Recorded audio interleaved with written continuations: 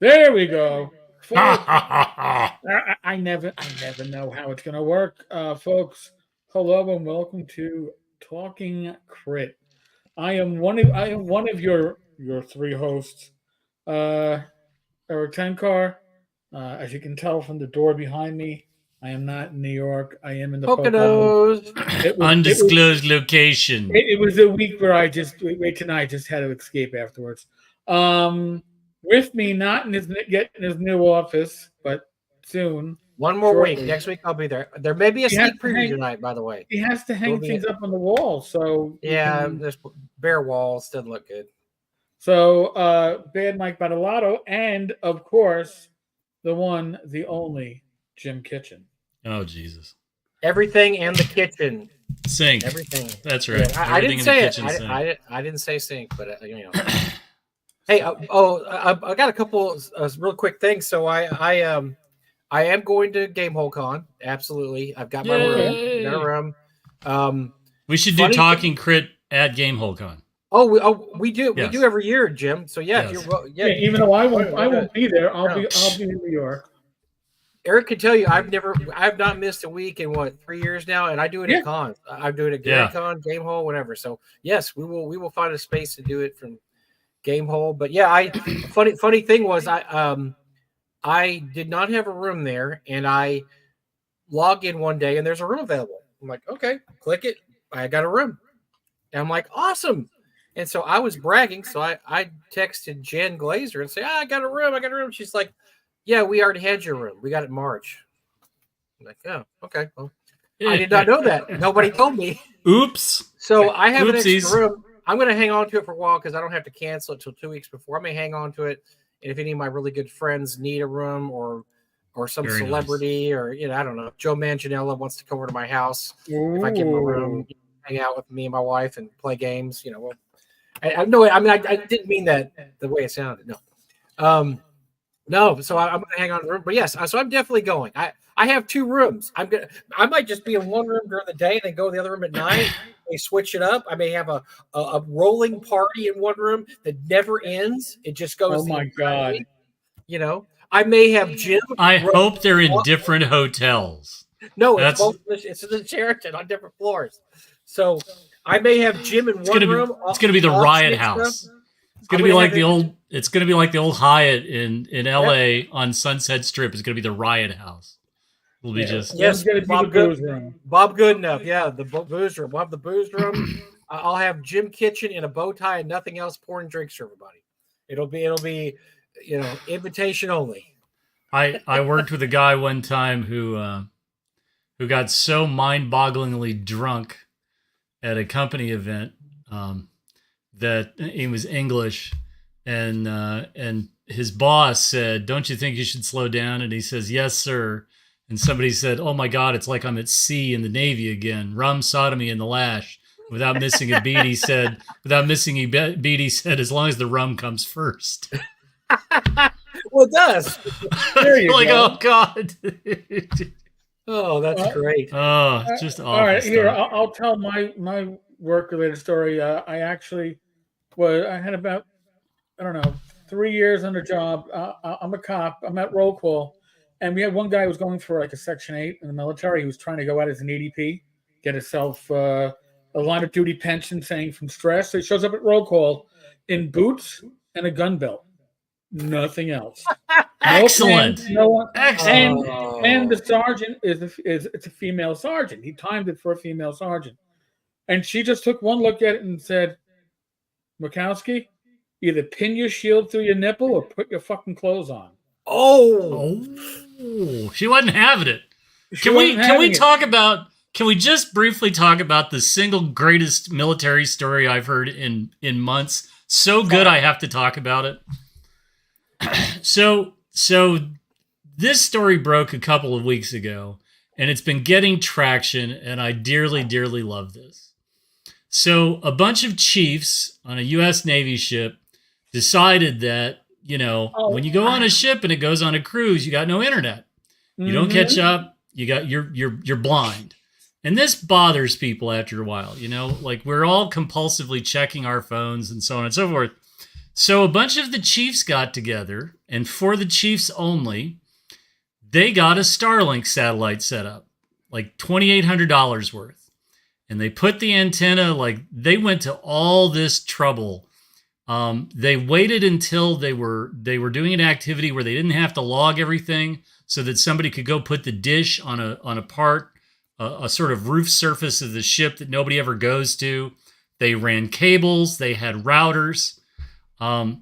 It starts to be noticed. There's people start noticing this wireless network called Stinky. That was what they called it. And so the chief, the woman who organized all of this goes before the captain a couple of times and says, no, there's no such thing. I've heard rumors, no such thing. Mm-hmm. She intercepts a message to the captain's sort of, not complaint box, but suggestion box or whatever, but the most hallowed box of straight from people on the ship to the captain. She grabs one of the messages out of it that says that, by the way, did you know there's a wireless network? Now, safety-wise, my God, like the People's Navy of China would just dearly love to be able to hone in on this. This is such a faux pas. She lies to the captain several times. All the chiefs were in on it to some degree. Yeah. And so finally, after like the wireless network Stinky starts to get noticed, they change it to the name. They change the name to like a wireless printer, even though there are no wireless printers on the vessel. But finally, it all comes to a head when the ship is selected. I cannot make this shit up. The ship is selected for a Starlink military trial. And the guy comes to put the Starlink satellite on the ship, and he goes to put it in, and he's like, you already have a Starlink satellite dish on the ship. Why do you, what's going on? And it all blows up. Everybody gets caught out. They've demoted her. They've demoted several other chiefs. Like, it's just an unbelievable shit show. I read this on, I think, the Military Times. You really want to read this and just be amazed at the stupidity, right? Everybody I know that's in the Navy, everybody I know who's ever been in surface warfare, like they are all like, they just can't believe this. If you think that the enemy can't figure out our wireless the patch job wireless network and figure out how to hone in on it. Right. Oh, I logged in. That's right. It's just madness. Doesn't it show you how addicted we are to the internet? Yes. We're so addicted, yes. We're willing to risk the safety of That's right. The entire vessel, so I can get email and look at prawn. Yes, I got nothing. But it's a story worth digging around and finding. It just keeps getting more traction. And this comes after the captain of the other ship, where he had a picture taken where the scope was mounted backwards. Oh my God! He's been relieved of command, right? So I just, it's just too much fun. So if you haven't seen that, it's really worth looking at. I'm not saying that you need operational security for your home like this, but my God, the great moment is when the Starlink engineer is trying to put the antenna on the vessel and finds the other Starlink satellite dish, and he's like, you got two. It's just. You think great. they would have shut that one off before the guys come and put the new one on? Again, Eric, you can tap in on this. I'm not necessarily certain that criminals are the mastermind geniuses the movies would have us believe. Oh, they are not. they are not. Okay, so they are lucky. Yes, we are going to cover Dungeon Hobby Shop Museum. I've got two pieces of business I want to throw out there first. We will spend a lot of time on the Dungeon Hobby Shop Museum. Everybody, take it down a notch. We're gonna get there. We know what happened. We are so plugged in. But I'm going to do my quick segment of things I found in my office as I cleaned it out. Next week will debut my office. I found two wonderful things. So I found these. Oh, very nice. But here's the kicker. Here's the kicker, folks. To Mike, best wishes, Douglas Adams.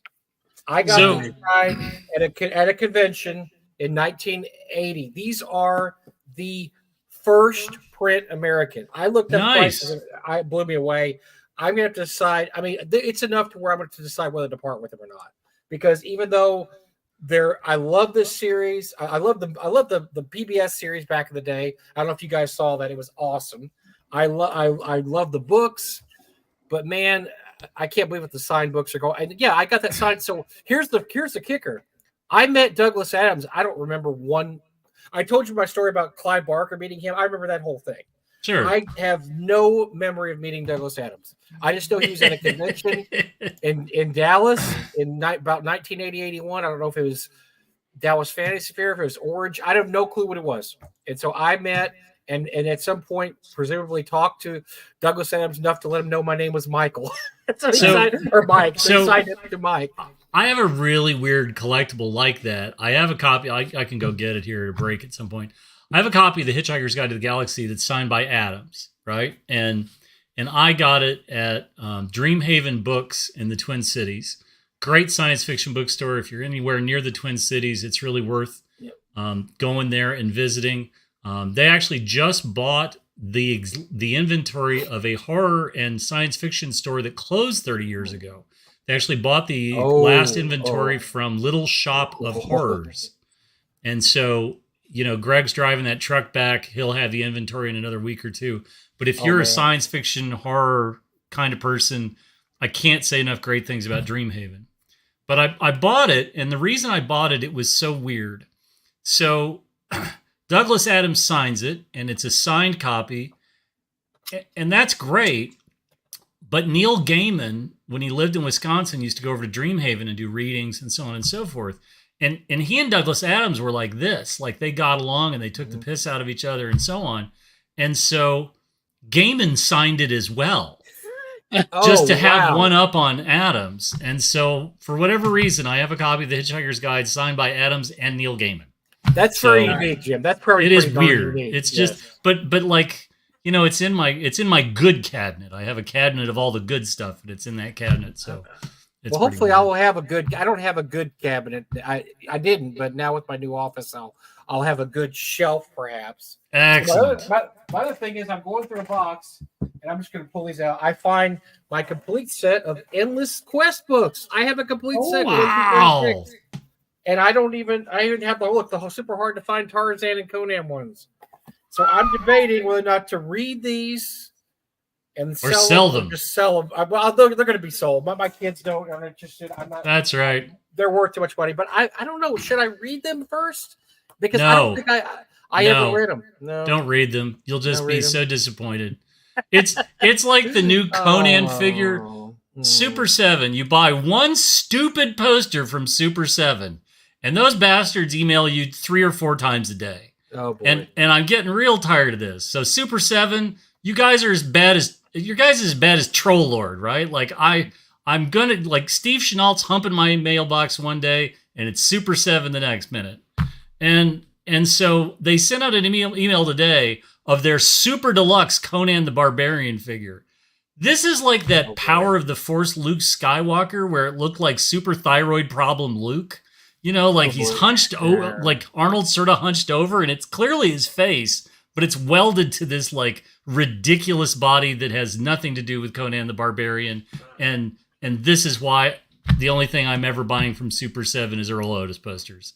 Thank you, Super 7. When statuettes go bad, it's terrible. My favorite is if you go to the Twin Cities and look, or is it the Henry Winkler Fonzie bust? Have you ever seen that monstrosity? I've never seen it in person, but it's so hideous that I have made it a point I will see it in person someday. I've only seen pictures, and I keep thinking it can't be that hideous in person, and I'm told it is.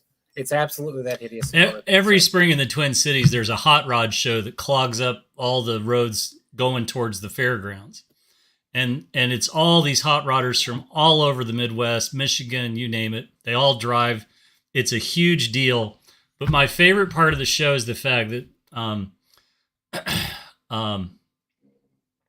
Brian Setzer from the Stray Cats married a woman from Minneapolis, and they lived there a good chunk of the time.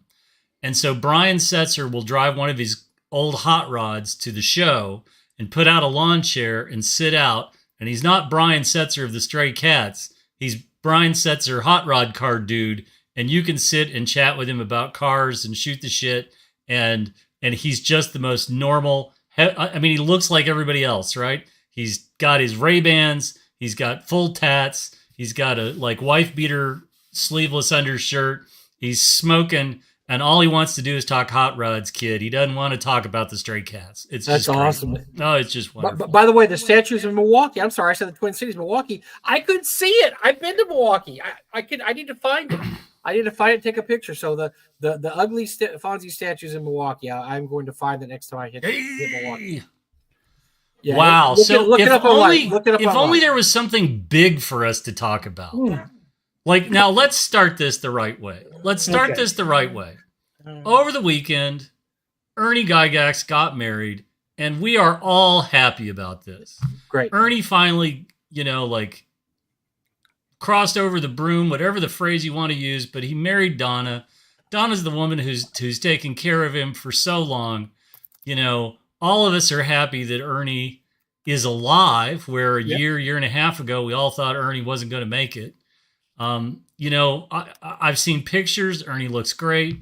I couldn't be happier for the two of them. It looks like a lot of the Gygax family was there. Mm-hmm. I mean, all of this is simply wonderful.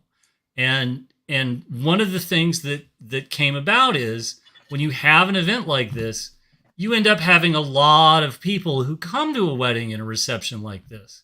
And you have a lot of people who traveled a far distance. And yeah, so there were a lot of guests at the reception. I think that's where I'm going to lead into. And then I believe Luke was there. I was not there. I didn't need to be there. I think it's just great. I think it's just wonderful. But there were a lot of people there. Including people who might own a museum. You guys can tap in anytime. Okay. Right? I want to say something real quick. Let me say it real quick. This woman saved Ernie's life, because I remember going to a Gamehole Con many years ago. Ernie was in one of those little electric carts. He was extremely obesely overweight. He was breathing like this. His face was full of rosacea because he was drinking so much. He was going to die in a year. He'd be dead in a year. And so to what some people say, there was an intervention by the family. Some other people talked to him. He looks great now. I will say he looks incredible. Yes. The man has lost weight. He looks healthy. He looks happy. But he was literally, if you had a death pool, you would have had Ernie. Ernie would have been your number one. He looked awful. I talked to him for a while, and I thought Zach and I walked away. And I said, that's the last time we're ever going to talk to Ernie, isn't it? He goes, I think a lot of people shared that view, right? Because Ernie's, I think the phrase that, Ernie has written a very cathartic tell-all. There's a very large post on Ernie's Facebook wall where he talks about this. And Ernie had a life that dabbled in excess. Right. And you can choose to decide on that however you want. But really and truly, Ernie in his younger days had some excess. And Ernie's health has been paying the price for some of that. God bless Ernie. Ernie figured it out. Ernie's come close a couple times. And Don has been there to hold his hand the whole way.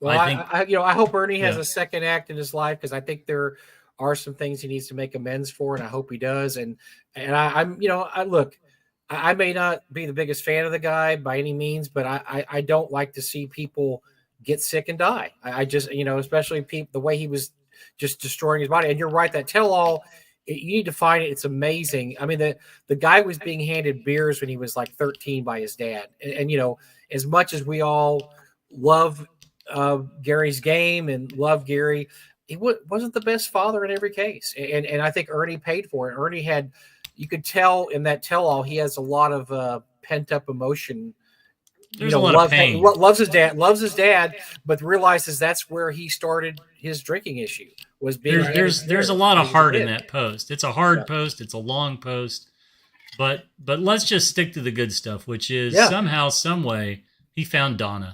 It's great and awesome. Yes, and they are a good couple. They are good for each other.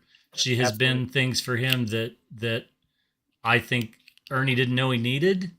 But when you see the posts and you hear about it, I think you can have nothing but joy in your heart that these two people found each other and have gotten married over the weekend.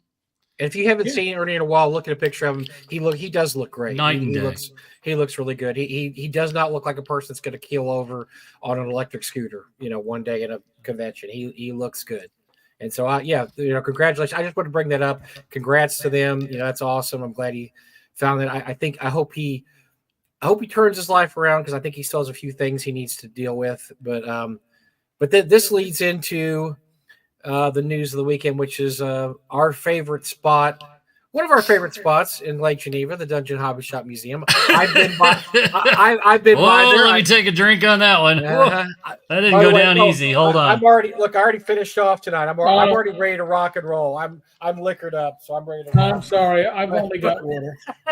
but yeah, so I drove. Look, I've been there with my wife, and I posed in front of it, and I wanted. So my wife is so cool. She wanted me to pose peeing on the sign. I said I can't go that far, but I posed by the sign because it was I've driven past this building a couple of times. When I got to Lake Geneva for GaryCon this year, I went up to and I sort of went for a drive, and I just had to drive by it, right? And so let's talk about the building proper. The building has been for sale for a while. The museum has been for sale for a while with what I would call an aggressive pricing strategy. Aggressive, yeah, I would say aggressive. And so, okay, I think when you look at the address on Zillow and you look at what he paid for it and you look at what he's asking for it, I believe a good realtor would say we have some negotiating room. Between $3 million or $5 million and the price on Zillow of $200,000. Now remember, the collection was being included, which is strange because. Oh, now hold on. We'll talk about that in a minute. Let's just build this. Let's build this properly. So the museum house itself, the house is for sale and has been for sale for a while. I believe that there's been at least one price reduction of what I would call a nominal amount. It went to 2.5 million. Yes, it went down. But the other thing is that if you are not aware, I believe it is in public that there have been some legal entanglements of some sort, some kind or another. And so I'm not sure I'm not privy to all of those details, but the building has been for sale for a while, which means that the Dungeon Hobby Shop Museum has not had the permanent home that it was billed as when it began operation. It's funny that we're having this conversation today because on Facebook, I had a memory thrown up of a post that I made about the Dungeon Hobby Shop. And I can't read all of it, but I'm going to read a few select choice paragraphs. because one of the things that happened was that the Dungeon Hobby Shop asked people to make donations to the shop. Sure. And yes. I think that we have all viewed this with a great deal of suspicion. I'm not going to read what I wrote. Because here's what I'll sum this up, right? So 6 or 7 years ago, or however long it was, when this first came up, somebody else that I know actually reached out to simply ask, is this a 501c charity organization? Is there paperwork that because what I'm going to do is I'm going to make a donation, but I want to be able to actually claim that as a tax deduction. And the answer came back very quickly with one word, which was no. Okay, this person followed up and asked another couple of questions, and then was blocked from being able to answer, or from being able to ask any more questions. And this is not somebody who I would say is rash or is accusatory or inflammatory. This was somebody who simply was going to do what they felt like they should do, make some donations, simply asked an innocent question about, if you make a donation of kind, you are entitled to take that if it's to a proper charity. And for that trouble, they were blocked and banned from the Facebook group and by the person in charge of the Dungeon Hobby Shop. Interesting. I think that this is a regrettable way of doing business. And one of the things that I try to warn people about is that if you're going to take your collectibles, if you're going to take things that are of semi-valuable or worth something to you, or even if they just have emotional worth, right? Maybe they're not particularly physically valuable, but there's something that you cherish. I cautioned people very publicly about making donations to the Dungeon Hobby Shop out of concern that something else might happen. Sure. So at the reception, a Dungeon Hobby Shop employee who, this is now floating all over Facebook. There have been posts in the Dungeon Hobby Shop group, so I don't feel bad for saying this, but it was very clearly being discussed that one of the things that was going to happen was that the shop is closing, the Dungeon Hobby Shop Museum is closing, and that items, it's now come out over the last couple of days, items are supposed to be returned to donors, and if they're not, they're supposed to be going to the museum, whatever the Lake Geneva Museum is that has a D&D exhibit. Right. And that story seems to have evolved a great deal from over the weekend until today. And I'm not sure I have even the most up. I spent a lovely day in my yard doing nothing but yard work, sweating to the oldies, and so I'm probably behind on how this story has gone. But I'm pleased to say it doesn't sound like they're selling people's donations. I'm very happy about that. I think if I had made an earnest donation to the Dungeon Hobby Shop Museum and they had sold it, I would be particularly aggrieved. But it appears to be that they're trying to do the right thing. Now, how do you determine who donated what? I don't know. Not my circus, not my monkeys. I don't have to worry about this. But I do think that there are some questions to raise. Why is this happening? I think there's a lot of questions in the air. There were a number of things that were floated around in a public setting at the reception, but I don't necessarily think that it's fair to comment in the nature of this. But certainly there were a number of things that were being represented as the drivers behind these actions. There is sort of a post on the Dungeon Hobby Shop Museum Facebook page. I'm not sure the word is sinister forces, but there's something, we are victims of shenanigans and so on. So I'll look for that while one of you talks. Well, first of all, let me fill a couple blanks here.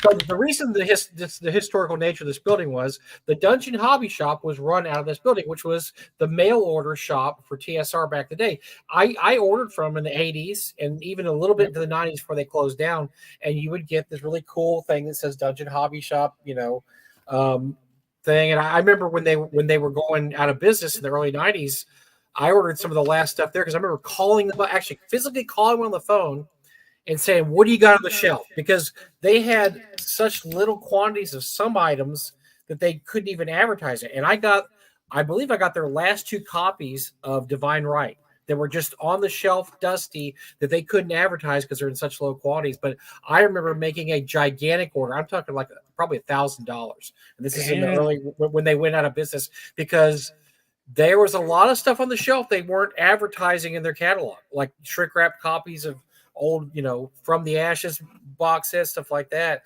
And I just took a credit card and jacked that thing up and got as much stuff as I could out of there. But yeah, it was a well-known place. This is where Ernie ran his Dungeon Hobby Shop Dungeon, or whatever it's called.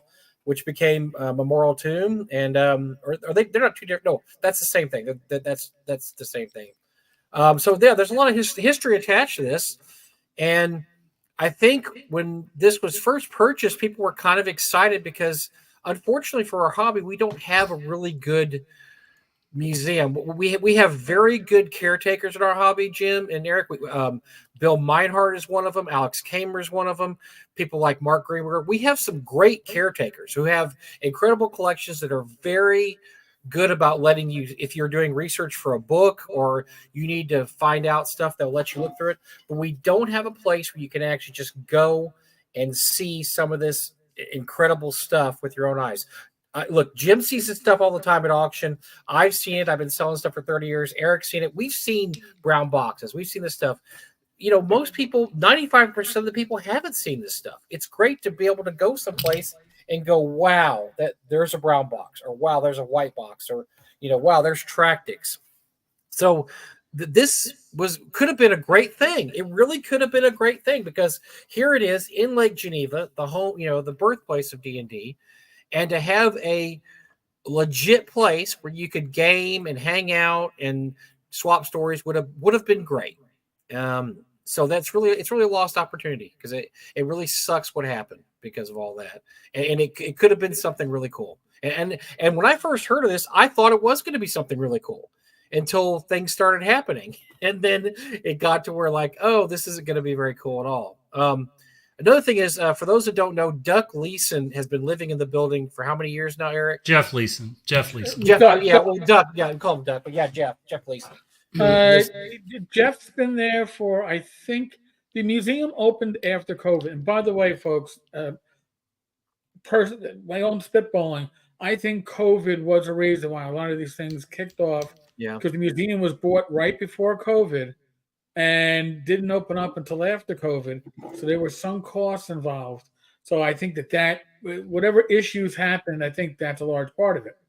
But Duck is caretaker / occupant of the small apartment upstairs, and has been since the museum opened, I think, in 2021. 2021, yeah, I think that was it. So he will be without a home, and he's an old TSR employee, of course, going back to the 70s, and unfortunately, he will be looking for a place to stay. Hopefully, he lands on his feet. It's been a tough 5 years for him, I'll tell you, or 3 years for him, because he's had to put up with a lot of crap, And I guess the last day of the hobby shop is the 15th. They will be closed. September 15th is the last day. So, yes. And so I just looked through the Facebook post that they had made with several comments. It's very clear. There's very short answers. I've seen some screen captures here and there off and on for the last day or two, and I'm not sure what to believe and what not to believe, but clearly there were there was motivations for all of this happening. And so whatever it is that is kicking this into gear, the end result is the property is not going to be the museum after the 15th. They are supposed to be making an effort, and certainly Jeff, Duck seems to be replying to people's comments on the Facebook page post that he's going to try. Somebody asked about a collection of their husbands that they had donated, and she said, is that going to the Geneva Lakes Museum? And Jeff has replied that yes, it is. Okay. I think that there is an intention, particularly from Jeff's part, to do the right thing. There's obviously some intent to do the right thing. So the sky's not falling. Stuff donated doesn't seem to be going up for sale. Somebody actually asked if after the museum closes, will there be an online for things that were donated? And there's a simple one-word reply, which is nope. and so, okay, sure enough. So where does that take us to the next chapter of all this? So I think I wouldn't worry too much about Jeff. I don't think I'd worry too much about Jeff. Jeff, he'll land on somebody said he'll land on his feet, and I think he will. I don't think anything. I think all of this for the last 3+ years has been a sordid affair. Absolutely. There's been so much stink on this. I guess Justin showed up And I believe, and I don't think they were fond romantic glances, but there were some glances back and forth between Justin and some people at the reception that, frankly, I believe would probably have curdled milk if you'd stuck a bottle between them. And rightly so. I think if there's been one gadfly over Gary Kahn and all things TSR and everything with new TSR and giant lands and all the rest of it, there's been plenty of reasons to not go out of your way to go to the Dungeon Hobby Shop. Sure. And I've never been. I have no intentions of going. Yeah. I'm not going to jet up to Lake Geneva between now and the 15th just to take it in, because I just, I've showed it off before. I have a box that Ernie sent out from that location to somebody, and it's in Canada, and it's got a signed custom slip on it. That's as much of a Dungeon Hobby Shop memory as I need. I think there's a lot to be said. The woman that owns, I think her name's Yolanda, the woman who owns the former Gygax house with the basement door that's got dungeon on it. I think that Yolanda is trying to do the right thing with that and has done the right thing about that. She's hosted plenty of games there for Gary Kahn. She's been very conscious about trying to give people access to it. If I'm going to make a pilgrimage to someplace in Lake Geneva, I actually haven't been there yet. But I have been to Horticultural Hall, and it was a lot of fun to walk around Horticultural Hall and think about the first Gen Cons. I think it's a lot of fun to go to Lake Geneva and see all this stuff, and there's a lot of emotion that comes with that, right? Lake Geneva was this place on a lot of paper I owned, and I had never been there. And the first time I went there with a friend, I did. I stood there and I looked at the building on the corner that's now a candy store where the Dungeon Hobby Shop moved to. The location that a lot of folks remember, particularly folks who grew up in Chicago and then went up to visit. And so I think all of this, this cloud that has hung over the last 2 or 3 years, particularly the last 3 years, it's difficult. It's difficult because it's another thing that just sort of tarnishes our memories of the hobby. Sure. What you said about calling up and getting the last 2 copies of this, Divine Right and Shrink and stuff that wasn't, I got a TSR, I got a Dungeon Hobby Shop mail order catalog. I have my sheets over here somewhere that I got, once I got a Dragon Magazine subscription. Do not worry, you started getting Dungeon Hobby Shop mailers. And I got mine on a Saturday, and I must have spent a day crafting about a $15,000 order that my grandparents would not let me order. I can't understand why. Oh, absolutely, man. I am with you. But I told you, I had $1,000 order. I seriously had $1,000 order. I used to keep it. I had it for years. And I remember the first thing on there was City of Greyhawk box set, 5 copies. And they're like, everything. I'm just like, what do you got? What do you got? I'll take it all. I'll take it all. I'll take it all, kid. Just give it to me. And I got a brand new credit card. That poor credit card got a workout that weekend. Yeah, and come on, right? If you're in the mood to go to Lake Geneva, you've got all sorts of things that can, if you can't make it to Gary Con, if you're locked up for that time of year and you can't get to Gary Con, there's now Egg Con in the summer. There's Dragon Days. Like all of this, there's plenty of opportunities to go and absolutely take a bath in the nostalgia of Lake Geneva. And there's all sorts of places you can go that have history. Paul Stormberg has a great little guide that he sells at Dragon Days. That's a little guide to Lake Geneva and places and so on and so forth. But at no point, I don't believe that at any point will Dragon Days actually have anybody wrestling in grits. And I think that's probably for the better. I don't think I ever need to see Paul Stormberg wrestling people in a small garden pool of grits, but apparently some people do need to see these things.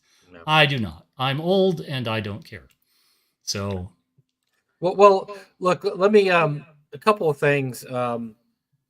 Look, like I said, that this could have been a real show place. It's just an absolutely horrific missed opportunity, because of the ego really of one man just ruined everything for everybody, which really sucks. But you were saying about going up there. I've been up there for GaryCon quite a few times, but my wife and I, 2 or 3 summers ago, Texas is brutally hot in the summer, as everybody does, and there's always a miserable stretch. It's sometimes it's in July or August. They have a miserable stretch. And so I said, "You've never been to Wisconsin. We're going to go." And so we took a week's trip up to Wisconsin. We stayed very near the Game Hole, which is Alex's bar / museum to shrink wrap stuff. And we just drove over, but we went down to Lake Geneva and we went to Horticultural Hall. My wife doesn't know any of this stuff. I'm having to point out to her, here's the TSR headquarters. Here's this, here's that. But it's a beautiful town. It's cool to see all that stuff. Here's Gary's house. Here's, I'm sure all stuff. And it's the summer. So, it's a resort town. So the summer, it's pretty crowded. There's a lot of people there, but the weather was nice. It was beautiful. We got to walk around. We drove by the Dungeon Hobby Shop. And posed in front of the Dungeon Hobby Shop, take pictures. But it really is. It's really a cool trip to make. There's enough places to see there. Oh, we went to the Lake Geneva. Went to the Geneva Grand. We walked all up and down. We went there, stopped. Because it used to be the Playboy Club. Now they've taken down. They're disavowing the Playboy Club. I know they took the exhibit down. You Ponzi gits. They took the exhibit down with all the pictures of the bunnies and everything. It was one framed thing. It was outside the Chop House. It had been there for years, and then they finally, I don't know who it is, but we need to do a write-in campaign and say, just put the damn plaque back on the wall. Put the framed bunny costume on the wall. There used to be a Playboy Club here. So yeah, it was just stupid. So we went and saw that. And it really was. It's a really fun place to go look at the history, especially if you have any interest in D&D. My wife had none. She still had a great time that trip, mostly because the weather was much better than Texas. Let's put it that way. I actually took her to the Game Hole. Alex was nice enough. We lived like 2 blocks away. He drove over there and opened up the Game Hole for us, he didn't have to do that. Alex is an awesome dude. And so my wife got to see what my life would have been like if I had unlimited funds. And she was not amused at all. She's like, "Oh, thank God you didn't make a lot of money ever." Because you walk in there, and first of all, at the time, he had the original Forgotten Realms map is laying there. And there's a giant dragon head. And there's walls of shrink wrap, this and that. And there's one section over here that if you add up everything in there, it's probably worth $10 million. And she's just like, "Yeah, I'm glad you didn't have unlimited funds. It would have been... our house would have looked exactly like this, honey. It would have been awesome." But no, so it's a cool place to go. It really is. If you have never been, look, if you don't have to go during GaryCon, the weather's usually crap and it's cold and you got snow and ice. Go in the summer when it's nice and the weather's beautiful. And there's, like I said, it's a tourist town. There'll be people walking around. There's great places to eat there. There's an Irish place we used to always go every time we ate there. I don't know if it's still there or not, but it was incredible. There's some other. There's the pizza place that all the TSR people always used to go. It's still there. It still serves great pizza. Yes. I mean, it really is. It's worth the trip. It really is worth the trip. Maybe we should bring up the Dungeon Hobby Shop Museum website because we could probably talk to some of the things that are there. Yes. I'm a big believer that if you're going to have something like this, you have to have it that's, I would say, accessible to most people. And when I say accessible, I think you have to have a pricing strategy that really sort of reflects the ability of people to patronize your venue. We're all familiar with big museums, the Museum of Science and Industry in Chicago, the Museum of Natural History, the Shedd Aquarium. Yeah, why don't you go to online store? Yeah, I think no, actually, I was looking at. I think if you go to the homepage and you scroll down, scroll down to the memberships. I think that's a good. Let's scroll down to the memberships, right? Because they're still for sale. And so admission was $2, copper and silver $50 and $100, which again, along with the sale price of the building, it seems like an aggressive strategy. Cotton. We'll see how it plays out. Let's scroll down a little bit further. Yes, Electrum at $250, gold at $500, platinum at $750. What does that get you, Jim? What does that get you? Keep going. Better. Mithril at $1,000, and and again, right? Like, is the juice worth the squeeze? Literally. I remember hearing about, the Games Workshop guys in the UK went to Italy before Games Workshop Italy got started, and there was a men's club in Italy where all it was a club for men. It was like a traditional men's club, like all these sort of stereotypical men only. But they allow it was co-ed, right? They members were men. They had a monstrous games library, this ridiculously large games library. And the guys went to this and they talked about this for years afterwards, where like the line of people to get in, because you could pay to get in, was mostly women, because this was like a well-stocked preserve of wealthy guys who were single, and they had figured this out. But the Dungeon Hobby Shop Museum did not have that same cachet. They did not, you didn't have a lot of platinum members hanging around the Dungeon Hobby Shop.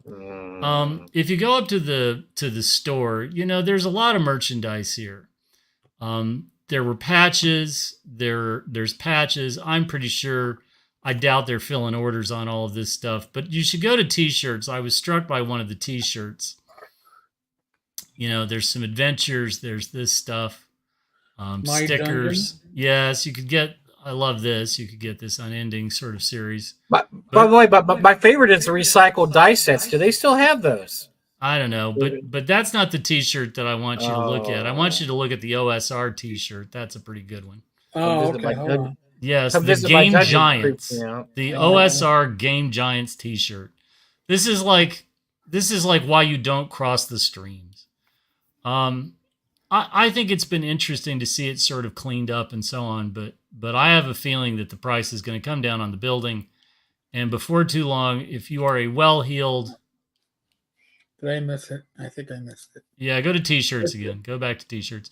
If you're a well-heeled so-and-so, I have a feeling this building will be up for a more reasonable price before this all is before it's all said and done.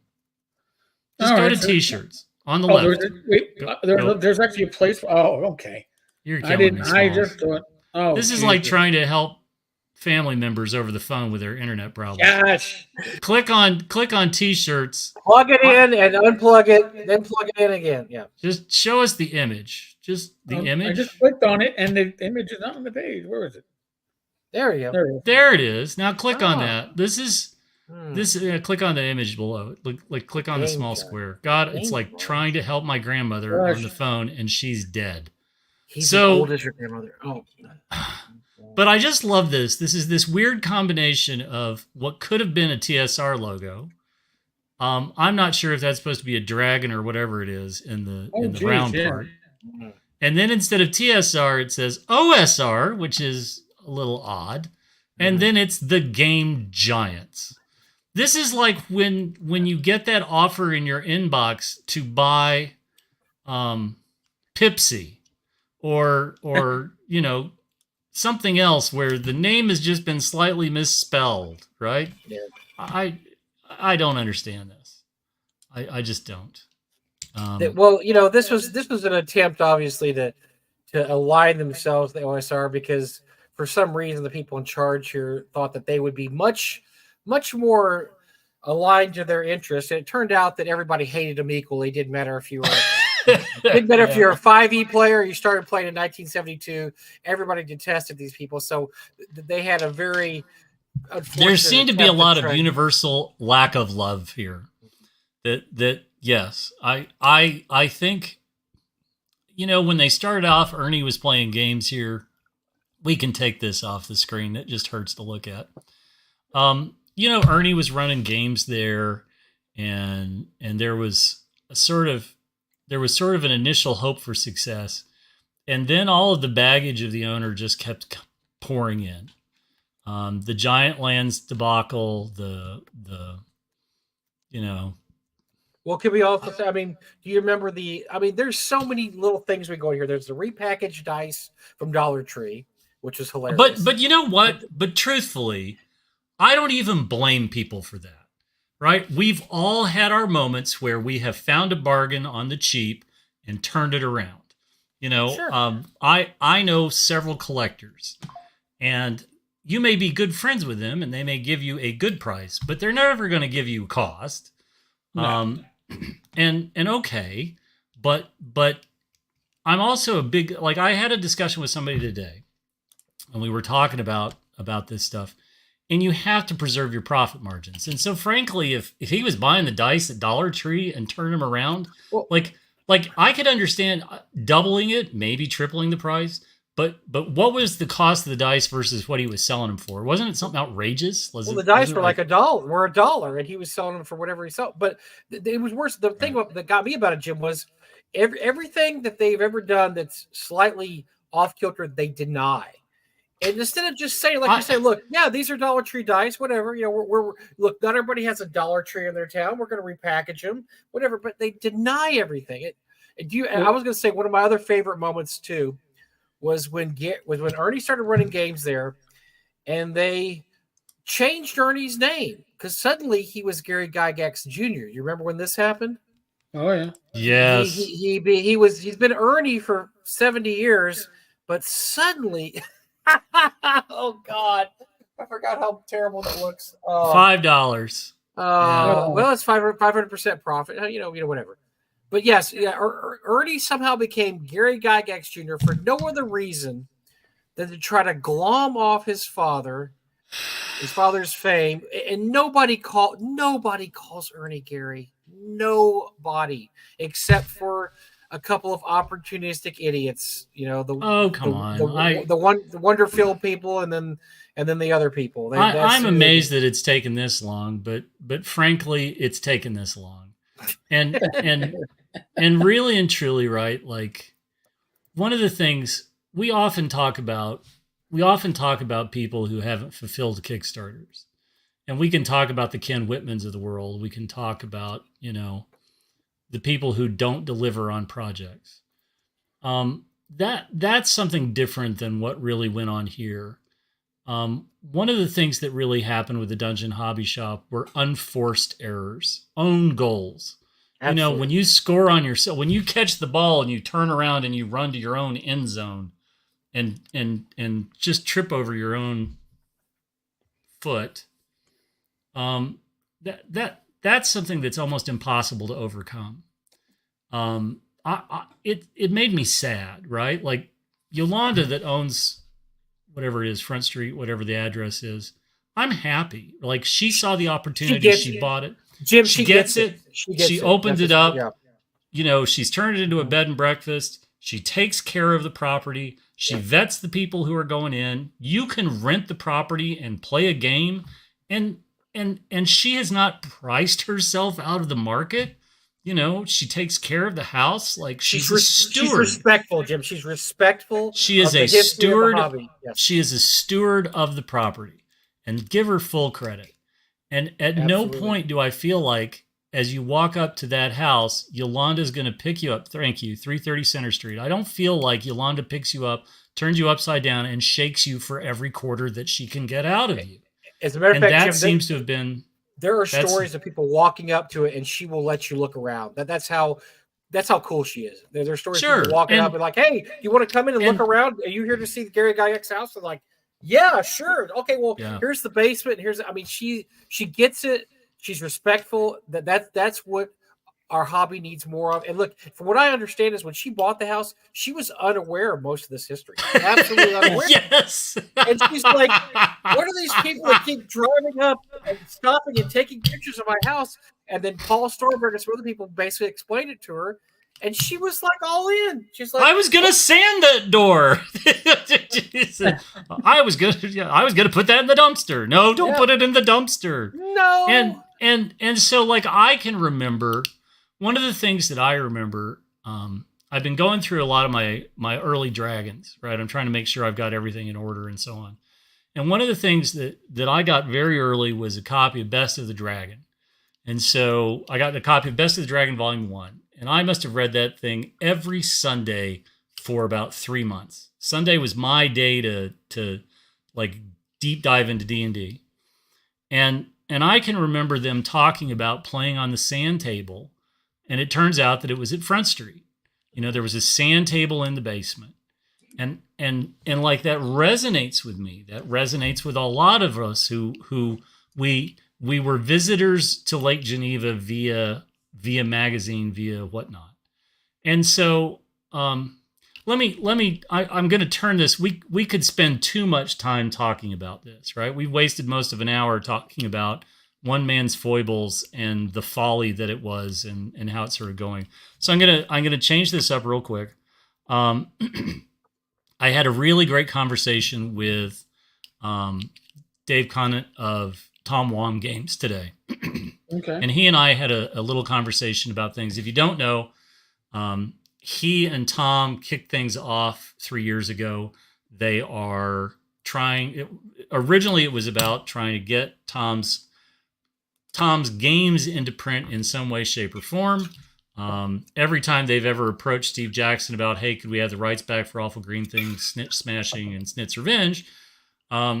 Steve Jackson just prints another run and renews the agreement. Thanks a lot, Steve Jackson, but sure, whatever. So if you look at what Tom Wom Games has done, is that they've essentially self-published, I think it's 7 games by Tom. And my favorite of the 7 is Moose Quest. If you go to the website, you can take a look and see.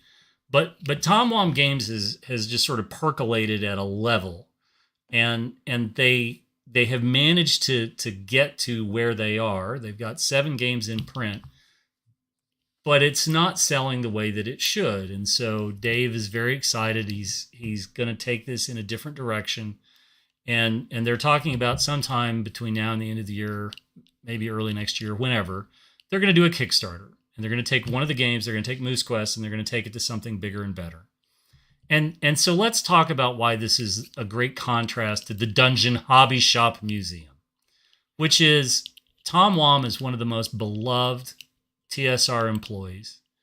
He's responsible for games that have made all of us just spend way too much time. Awful Green Things, Snit's Revenge, Snit Smashing, Search for the Emperor's Treasure is one of my favorites. Search for the Emperor's Treasure from Dragon Issue 51. Oh, Kings and Things. And so they're going to take Moose Quest hopefully to Kickstarter, and they're going to do a new version of Moose Quest. But this gets them a couple of things. This gets it out of the subsistence level that they're at, and gets them in front of a much wider audience. It gets them to put Moose Quest in a way that will make a real difference. I talked to Dave. He's got copies of everything on hand right now. But going forward, they're going to go away from what they've been doing, and they're going to do something that's in a next step, right? And what I would say is they've proof of concepted 7 games. They have got these as publishable games. They don't need to be re-edited. This is a project. The Moose Quest is done. There's no more tinkering with the rules. It's set. If you've not played it, I'll bring it to North Texas. I'll bring it to Game Hole. We'll drink beer and play Moose Quest and have a good time.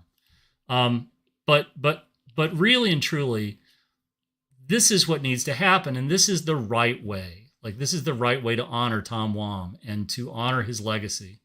And so I think it's a great contrast. We'll go back to the Dungeon Hobby Shop Museum.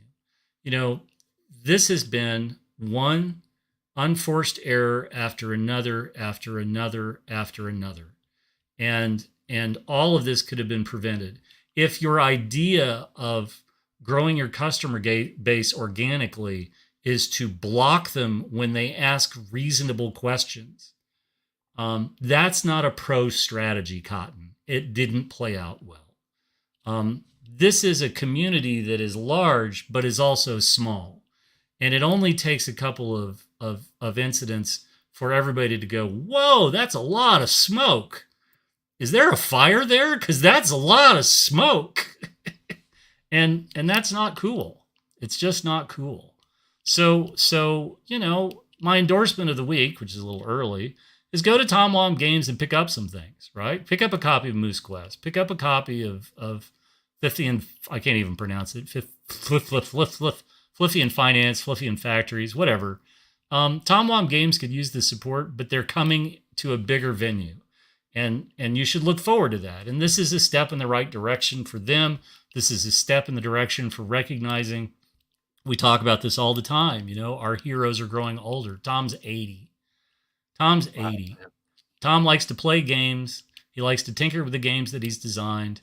He's all around a great guy. And if you're struggling to sleep at night, you should ask Tom for his phone number, and you should ask him to discuss trains with you, because I'm pretty sure after the first half hour, it's a sleep aid. Tom Wam is a sleep aid.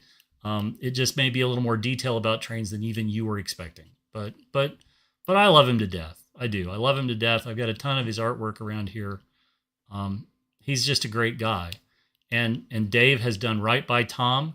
Dave has done right by Tom's legacy. Dave has really tried very hard to get that in the right space. And Dave should be applauded. If we're going to talk about the Dungeon Hobby Shop Museum and roll our eyes until they're in the back of our skulls going tilt, then let's have some other things to talk about that are some good for the week. Jim, it's not that hard. It's show respect for your fans and show respect to the people that support the game. That you can't go wrong if you do that. You really just can't go wrong. And the things that work out, that go well, it's always because they're not underestimating the intelligence of people and thinking we can look, there's a sucker. Well, kind of like WotC is doing right now to almost everybody. Look, there's all these suckers that we could get to spend money on our on our online game. No, you look at people with respect and you say, look, how can we partner with you to honor this hobby? What can we do to help you out? And by the way, also help out the people who started this hobby, who in many cases were underpaid, overworked, ended up with no insurance or no pensions. And so, yeah, that stuff's always great. And look, you're right. It just drives me crazy because once again, I'm going to go back to the fact that we don't have a museum for our hobby. Yes, there is the Strong Museum of Play in New York, but that's for games general. That's not, they have a D&D section. There's the Museum of Pop Culture in Seattle. They have a D&D section, but that museum is not for D&D. The hobby's 50 years old. You would have thought that WotC would have, well, what am I saying? Of course they can't figure this out. That they would never have a museum. Because I was impressed that you briefly went in that direction for a nanosecond. What was I thinking? Yeah. It would have been all about 5e, and they would have said everybody else is made by old white guys, and we don't want to talk about that. Let's talk about 5e. Yeah. So I enjoy that they let the cover to the Holmes box set, that wonderful painting of the Red Dragon, the Magic User, and the Fighter. And if you wanted to see it, you got to go visit it at the Norman Rockwell Museum. Mm-hmm. I have nothing against Norman Rockwell. I think Norman Rockwell was a great American artist. But why is it your chosen venue to show off one of the most seminal pieces of artwork for the entire hobby that isn't owned by a collector in Hong Kong is at the Norman Rockwell Museum? Like, Jim, what the hey? So this history, and we've all three here have lived through this history of this hobby, has been, as soon as somebody purchases it, they immediately shit all over the people who purchased it before. When this was bought by Lorraine, the first thing she did was devaluate anything that was 1E or old school or whatever that had anything with Gary. Blow it out. When it was bought by Atkinson, the first thing was, look, we know people that work at TSR. You know what happened? If you've heard the stories, you know what happened when TSR moved to Seattle, right?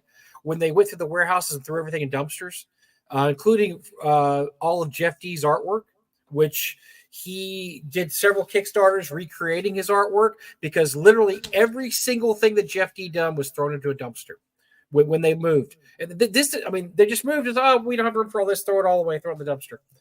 And then it goes all the way to today when we have the people who have made 5e a success, a great success, probably the most successful version of the game ever, who refuse to do anything with old school D&D except every few years they take an old dungeon and they redo it because they have no imagination to do their own stuff. Oh, look, we haven't done Keep of the Borderlands in a while. Let's redo that. Oh, we haven't done Sumo Horrors in 5 years. So this continual hobby, or the hobby, has continually had people just crap on the people that come before them. They have had plenty of time to have a museum, to have any kind of thing like that. And they had the material, Jim. They had warehouses full of this stuff. They used to we know people that work for TSR. They told them, go in and get whatever you want. We're going to throw all this out. And thank God some of those people are friends of ours, and they managed to save that stuff. A lot of it has gotten donated to North Texas over the years, and we've auctioned it off because they don't care about their history, guys. They don't give a rat's ass. I think that's an important thing to say, right? So one of the things that I've always drawn a good parallel to is that RPGs are a lot like model trains. The earliest model trains from Lionel, there were German manufacturers like Markland and so on. But let's just talk about Lionel.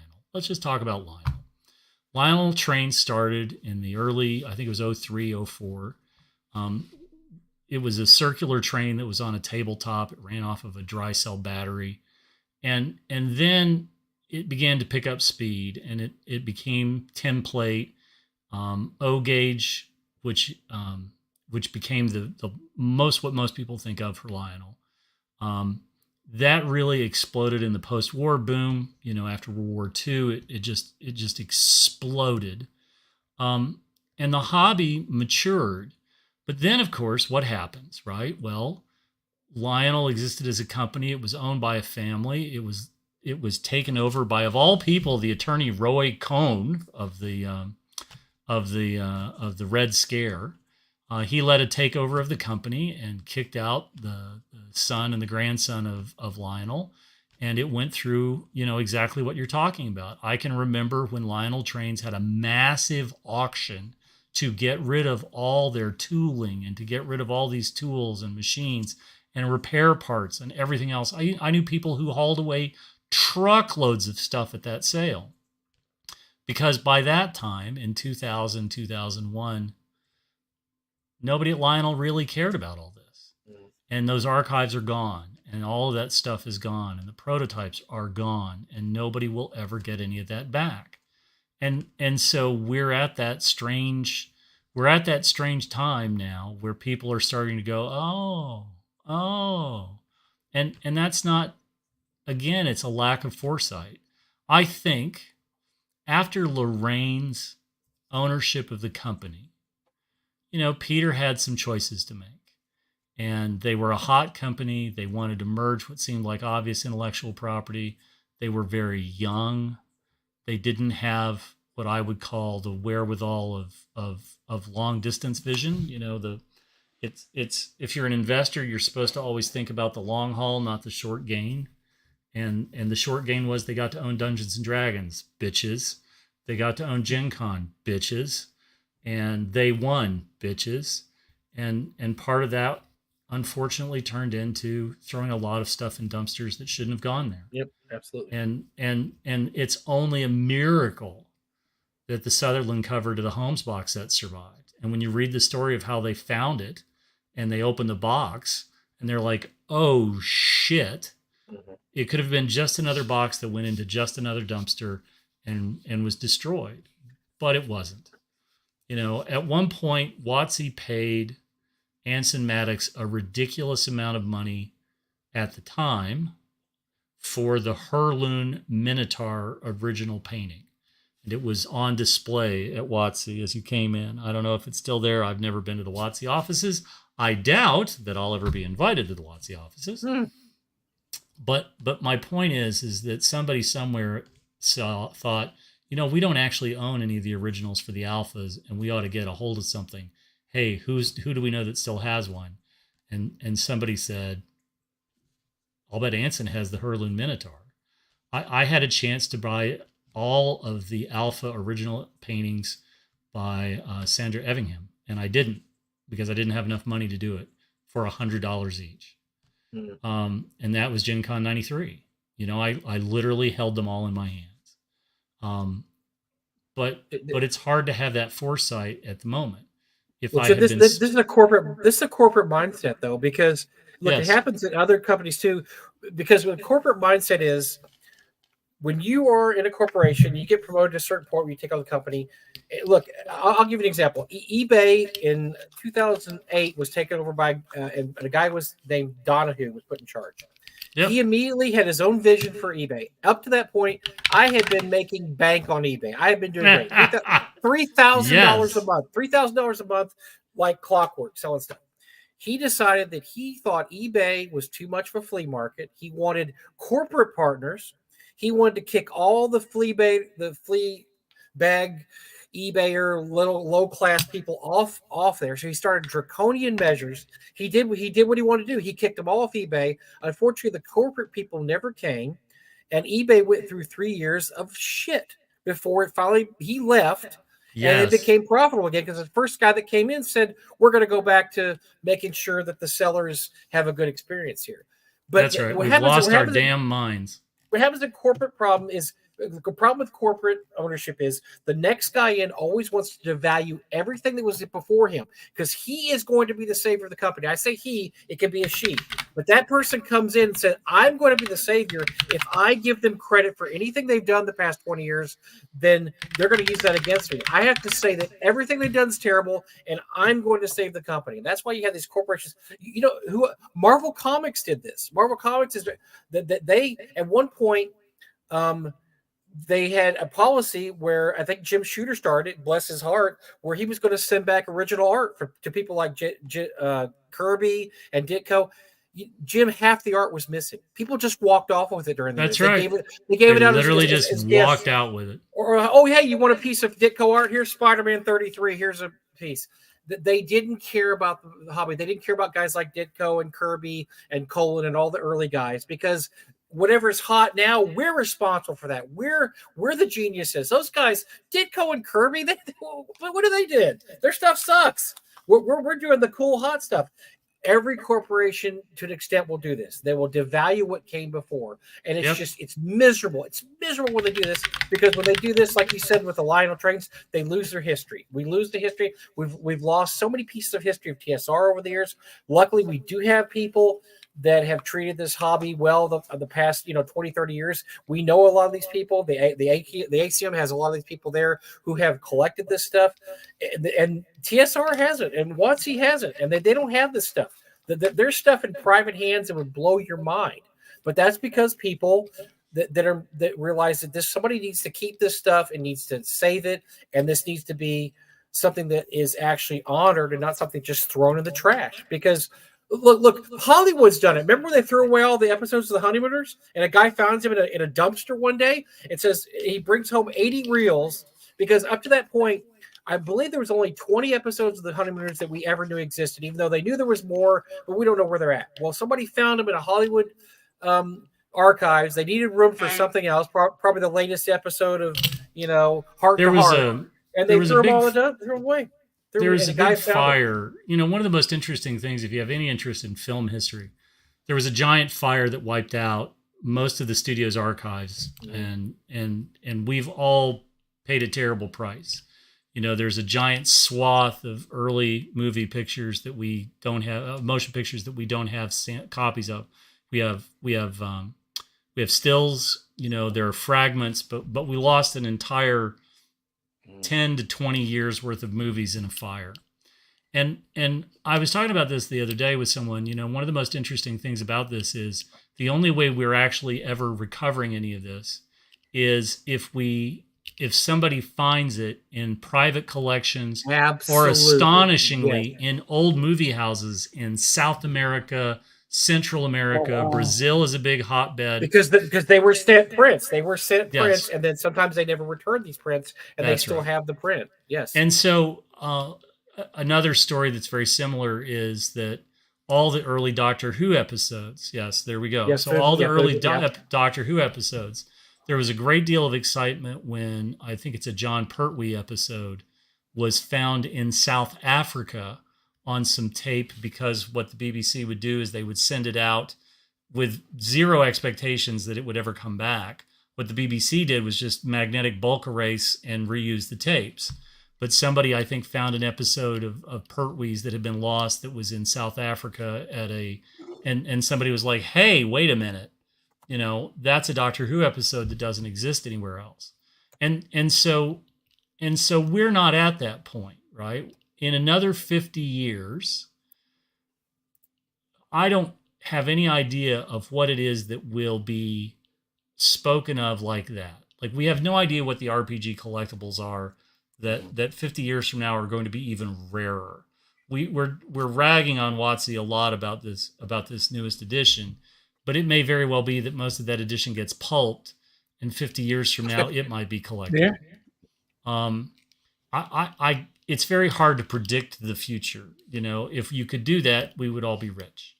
But go ahead. I would real quick. You know, I was talking to Jeff Emery, the collector Jeff Emery, the other day, and Jeff is the guy who says if you're not upgrading, you're hoarding, right?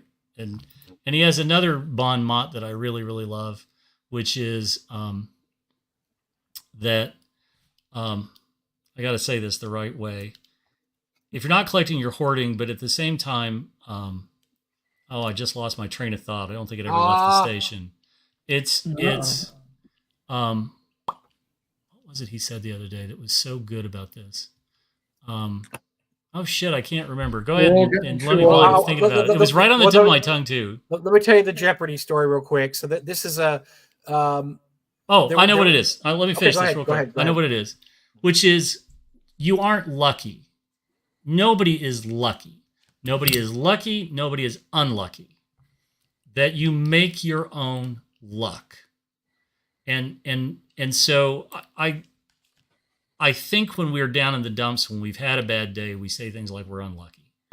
But in collecting, you have to make your own luck. And Jeff has a great example. Right now on RPG auctions on Facebook, Skeeter Green is selling a copy of the TSR, the WotC box set of all the early TSR booklets. It's in the shrink, right? I opened mine in the shrink because I had heard there were printing problems and I wanted to make sure I got a good one. But I took mine out of the shrink. I've opened it once. It's never been opened since. But Skeeter has one in the shrink and he's put it up on RPG auctions. It's over $450 out. I think it's at $460. But I was talking to Jeff about this and he laughed. And he had a great example of how you make your own luck. Because there is as we have Barnes & Noble in the US, in Canada there is a company called Chapters. And after Christmas, after that came out, Chapters blew these out at 60 or 70% off to get rid of them. Ooh. And so he went onto the website and he bought the one in the store and he went on the website to look and there they are, dirt cheap. So he added one to the cart and they increased the number and he increased the number and he bought every single last one. And what's he done with them? Well, in the time since, he's sold them on average for $400 to $450 a piece. US. He did not pay that. And that's what he means by make your own luck. And I think as collectors, we have to think that way. Like we have to get out of this mindset of, you know, oh, I'm lucky. Oh, I'm unlucky. Don't be jealous if somebody gets a great deal. You know, the guys who get a great deal at an estate sale, that's the estate sale they got the deal at, but they've been to 180, 190, 250 shitty estate sales and didn't get anything.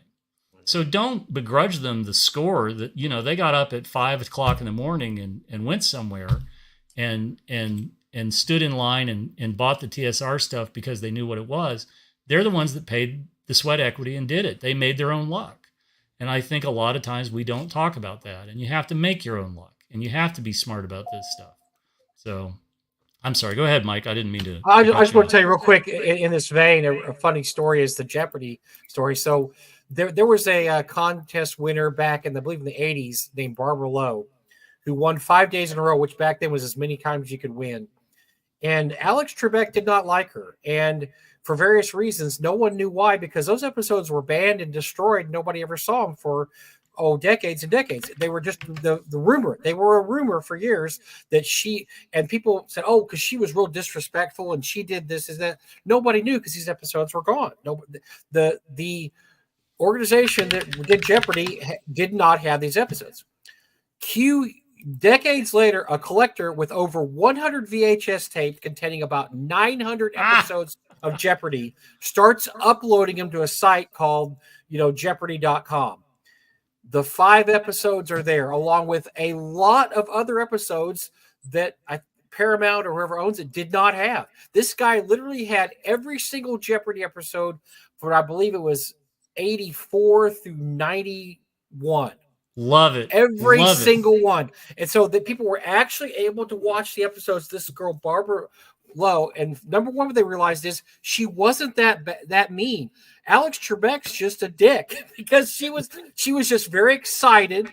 And Sure. she would blurt out her answers, and she would jump up and down and say She was things. animated. Of course, yeah, everybody does that now, but back in '86, oh my God, you should just answer the questions, Jeopardy questions, And so, but I'm just that's the point we're trying to make is this was a fan that loved Jeopardy, that taped them all. He had something that nobody else had, which was these lost episodes of Jeopardy. Yes. And once again, you have another organization that doesn't care about their history because immediately they thought Alex Trebek didn't like this woman. Let's destroy these episodes. Let's just not show them. Let's destroy them so they'll never be seen again. I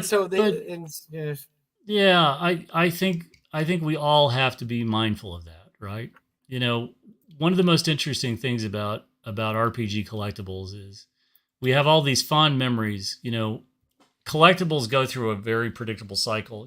20 to 25 years after something came out is when people start to really get interested in it. That burns very hard for 10, 15, 20 years, and then it starts to go back down. Model train collectors, the York meet in the spring used to be one of the largest attended collectible events in the country. Yeah, the baby boomers aren't around that much anymore. Mm-hmm. The guys who got a bunch of model trains under their Christmas tree in 1951, 52, 53, a lot of them aren't traveling anymore. A lot of them don't have the money. A lot of them have retired. A lot of them have given up. They got out of the hobby. They've moved on. I talked to a friend of mine who's still very active in the hobby, and he said, you would walk into York now, and it's a ghost town compared to what it was 25 years ago. Sure. And that's going to be tough, right? Our industry will see the same thing. Gen Con will continue to go on. What will Gen Con be? I don't know. But we have to be conscious of replacing ourselves one-to-one. I'm not a big believer of forcing children to play games. I think this is abominable, right? I think you have to let your kids discover what they're interested in. You can, the Dorothy Parker line, you can lead a horticulture, but you can't make her think. You can sit a kid at the table, but you sure as shit shouldn't put the dice in his hand and make him roll the dice. You can foster that love in 100 different ways that doesn't make it feel like they have to do it. And it's on all of us to try to grow the hobby, to try to promote the hobby, to try to talk about the good things. The three of us are like a lot of people our age, right? We bitch about the things we should bitch about. We bitch about WotC being stupid. We bitch about the Dungeon Hobby Shop and one unforced error after another. But at the same time, we have to hold up the people that are bright spots. Yolanda, once somebody helped her realize it, understood the relevance of Front Street. Dave helping Tom get games across the line. That's the stuff that matters, I remember the first time I came to GaryCon and the first time I was gaming in Lake Geneva. And I can remember the first time I drove past what used to be the TSR building, and somebody pointed out Gary's office and pointed that it had a door to the outside, so if he wanted to, he could sneak out and get in his car and leave. I just remember seeing all of that, and I just remember that fondness, like when I was 12 years old, and I couldn't even imagine being able to travel to someplace as exotic as Lake Geneva, Wisconsin, let alone live there. And so I started at a really early age taking my son to Gen Con. His first Gen Con, he was 5. And the pictures are hysterical. But he essentially went every year. And this is the first year he didn't go. But he's already talking about how he missed it. Like he missed going to Gen Con. and okay, right? We all have our time in the hobby, and then we have some time away from the hobby, and then just like the Godfather, the hobby pulls us back in, and you know, it'll happen. I'm not too worried about it. I'll have plenty of stuff for him if he wants to, and he has a copy of the first edition DM's Guide, and he's got a copy of the first edition Player's Handbook, and he has read both. Thinks it's a little actuarial table heavy. What a surprise! But he picked up a bunch of good stuff when he was running his D&D games online during COVID, and his friends had a great time. Those kids were laughing their asses off because they were just like us when we were kids, and that's why the hobby's timeless. Can I throw something at you, Jim and Eric?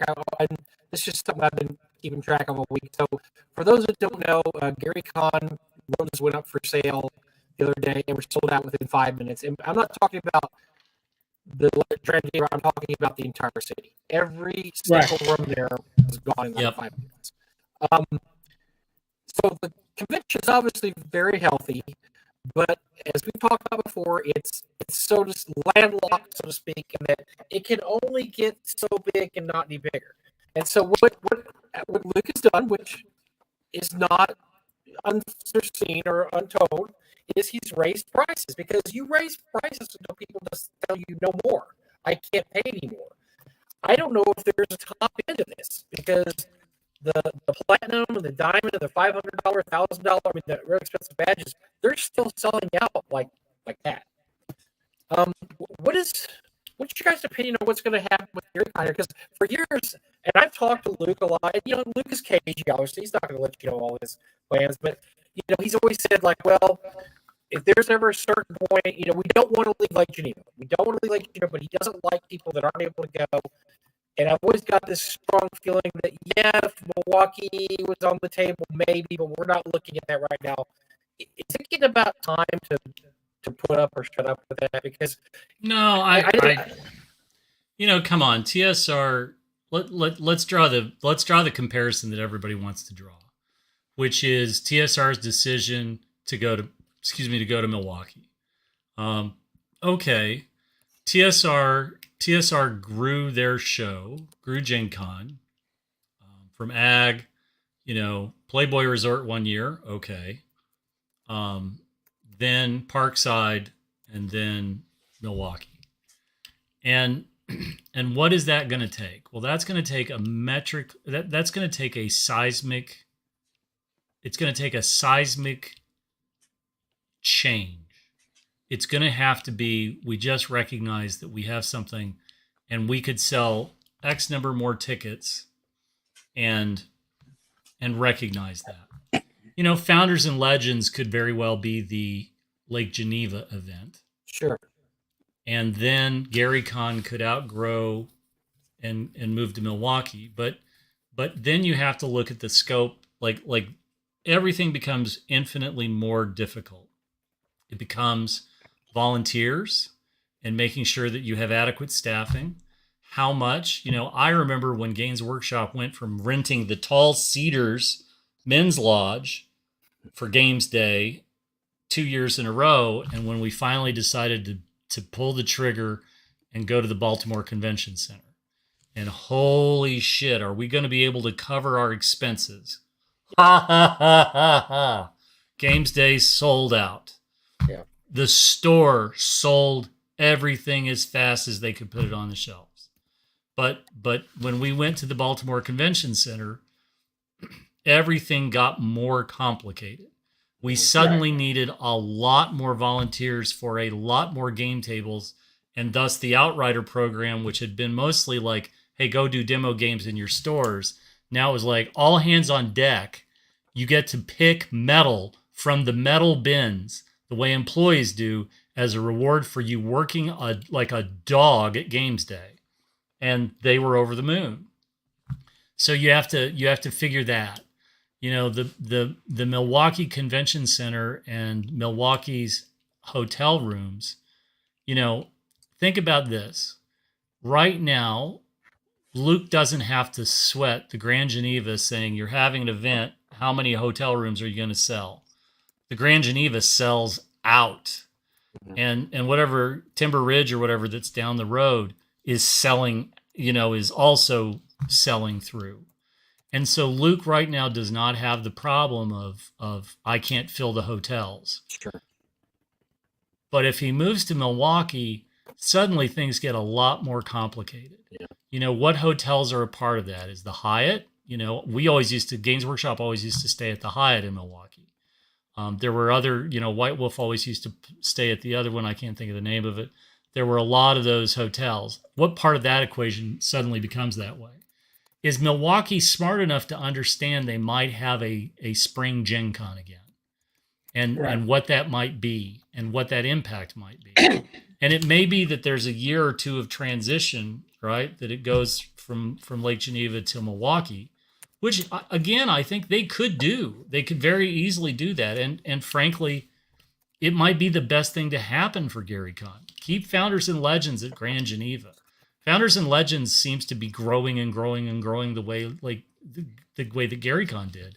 But you have an event where you have to balance price versus what are people getting out of it. And at some point, and I don't know what that point is, it's Luke's show. I'm not second guessing Luke on anything, right? Every survey I have filled out for Gen Con for the last 10 years has said, raise your damn prices to get the head count down because it's too crowded. And Gary Con has become the same thing. Yeah. There's some questions about the swag bags last year. The diamonds sort of got screwed over because the volunteer that was taking care of the swag bags, there were problems, and I'll leave it at that.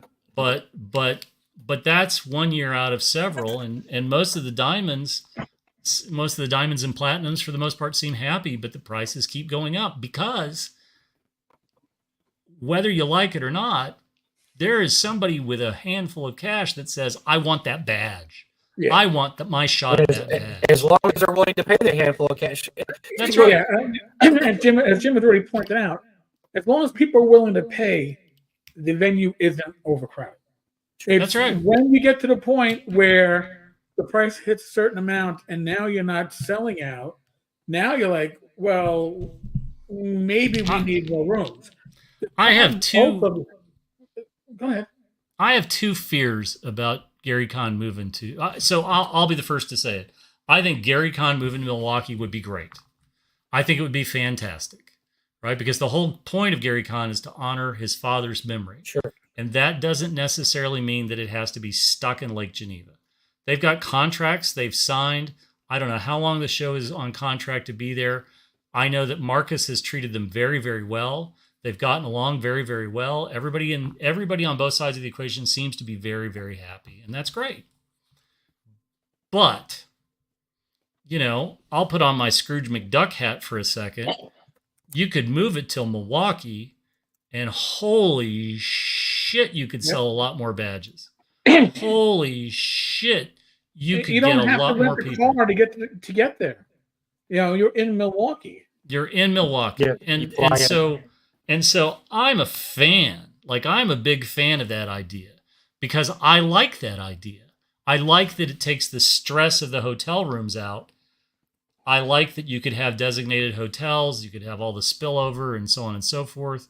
But then the question is there an available weekend in Milwaukee, trade show wise? Sure. And my biggest fear, which is if you move it back to Milwaukee, I can tell you I'll be shutting the safe house down every flipping night. And I'll tell you why, because somewhere, I think I have it right here. You got your VIP membership there? I have a VIP card for the safe house. I have a gold card that gets me in free because it was saving me so much money from all the admission fees that I was paying. Here we go. Yep. So there you go. Nice. There you go. I have an International Exports gold card. There you go. My liver couldn't handle Milwaukee. Be in the let me home tell of you, Gary Con. so after the day after the Gary Con, well, one was the day of, the day after, I received inquiries because of North Texas, and I was asked by people, hey, do you guys still have a cap of 500 and how crowded this? I said, no, plenty of room. We don't sell out.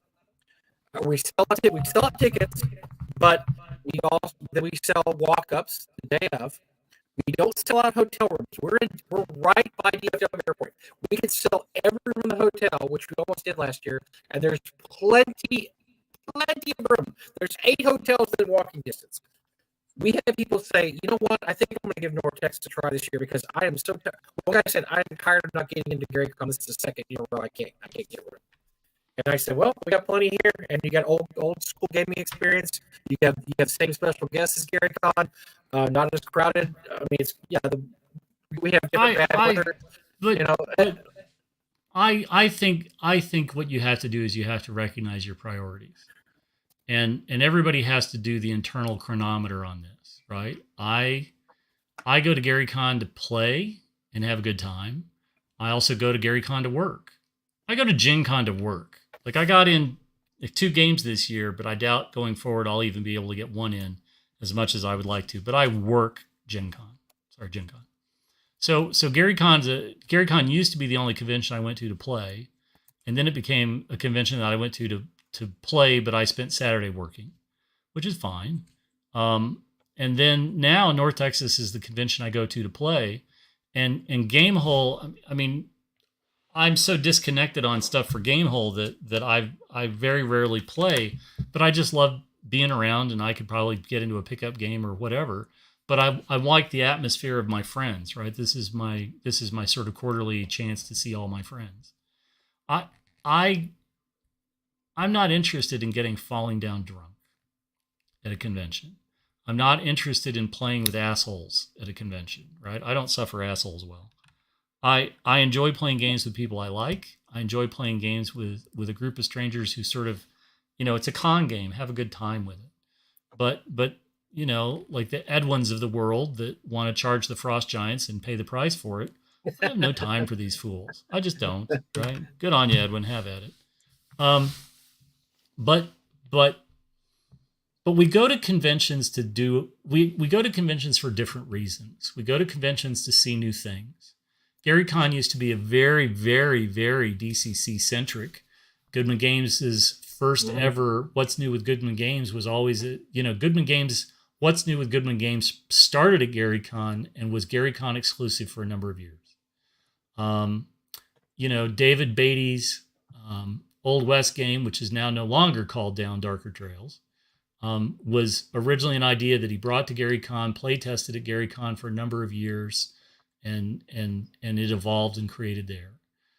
People bring, we buy collectibles at Gary Con, we buy old modules, we buy stuff we're interested in, and we game, and we like seeing our friends, and we like seeing how they are, and we miss our friends when they pass away. This Gary Con was very hard for me because Aaron Coleman passed away last Thanksgiving. And so that stuff, that's the reason we go to cons. That's always been the reason we go to cons. We go to cons so that we don't feel isolated and alone.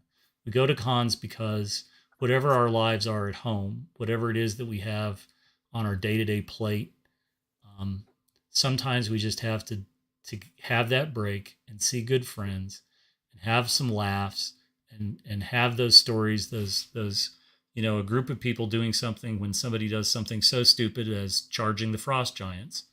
And then we tell the story later about how, somebody said, and I loot the body. And that's the stuff that role-playing provides that nothing else does. I think we have a lot of money that has come into the hobby, and there's people with fistfuls of cash that want their shot at those experiences. And I don't blame Luke. I don't blame Luke any way, shape, or form. I think it would be great. Move it to Milwaukee. I'm for moving it to Milwaukee. See, look, I love the con. I love it in Lake Geneva because the history there is amazing, and you could take a day and drive around and see all the places that I talked about earlier. But to me, going to a con, one of the pluses, and this is why probably my favorite con that's not my own is Game Hole. Yes. Here's my Game Hole experience. I get in my car. I drive to Kansas City, 8 hours. The next day, I drive the rest of the way. I stop for pork loins on the way. Have a great time. I usually do live casts from my car because Zach and I used to do that all the time. It was fun. You get there. There's a hotel room for you. Why? Because Madison is a big enough city where there's numerous hotel rooms. I've never not had a room there. Now, I've been lucky the last 2 years to get a room at the Sheraton. Before that, I was at the Clarion, and which is in Clarion, I mean, which is in dire need of a redo. And I have a great time there. It's not very crowded. I never have a problem doing anything. I don't have stress. I guess I don't want that too.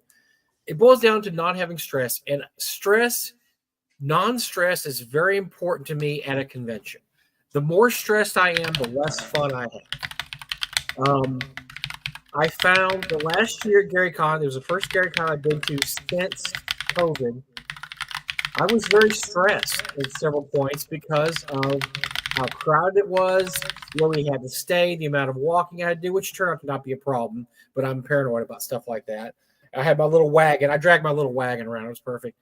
I just don't want to go through a stressful experience, and I don't want to have to spend a lot of money to have a good time. Because, look, I can have as good a time at something like Long Con, which is in East Texas and has 300 people, as I do at Gary Con. I mean, because I'm seeing my friends. Like you said, Jim, I'm in games. I'm having a good time. I have, maybe a couple little drinky poos afterwards. Whatever.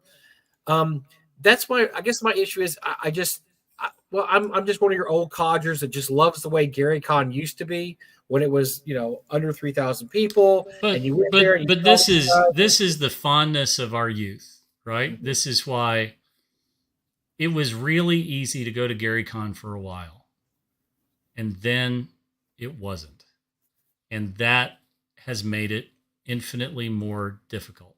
And I'm not saying, look, I'm not one of those people that say, screw all these new guys coming in. Look, like you said, if there's new guys in the hobby and they're willing to spend money, go for it. Good for you.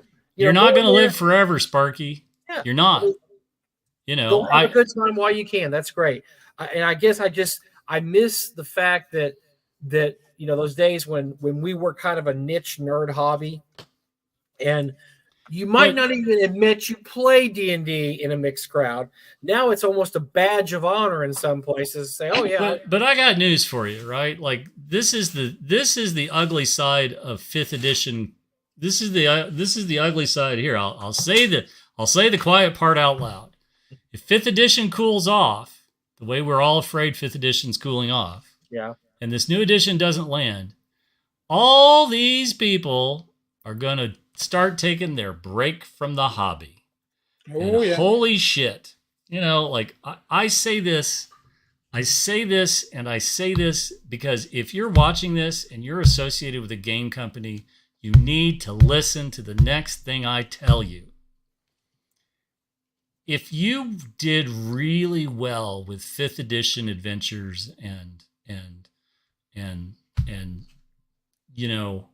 you sold a ton of stuff and it was easy, you better batten down the flipping hatches, because it's when it's easy, you're making money and it covers mistakes. But when money gets tight, you, by God, better have your shit together, because if you don't, this is how companies go out of business. One of the most interesting things I've read recently is there's a great webpage with the history of Martian metals. And most people remember Martian metals because they always did those goofy ads on the back of Dragon magazine. Upside down, yeah. Upside down. Thank you, Martian metals. Why did you have to be weird? Who cares? But they did. But Martian metals went out of business. Martian metals went out of business when they had a fire. They had an electrical fire. It burned everything down. The foundry went. And even though they had all the models, right, they could have remade the molds. Insurance covered everything. They were like, and we're done. And there's a lot of speculation about why. Well, I'll tell you why. Martian Metals decided to do everything in 15 millimeter at a time where everybody else was doing 25. 25, yeah. Dumbasses.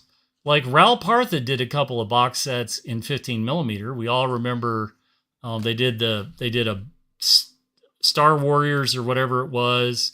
They did 3 or 4 of these box sets with 15 millimeter figures, and they were out of their flippin' minds. And very quickly they went away. And 15 millimeter, I always talk about this with people, right?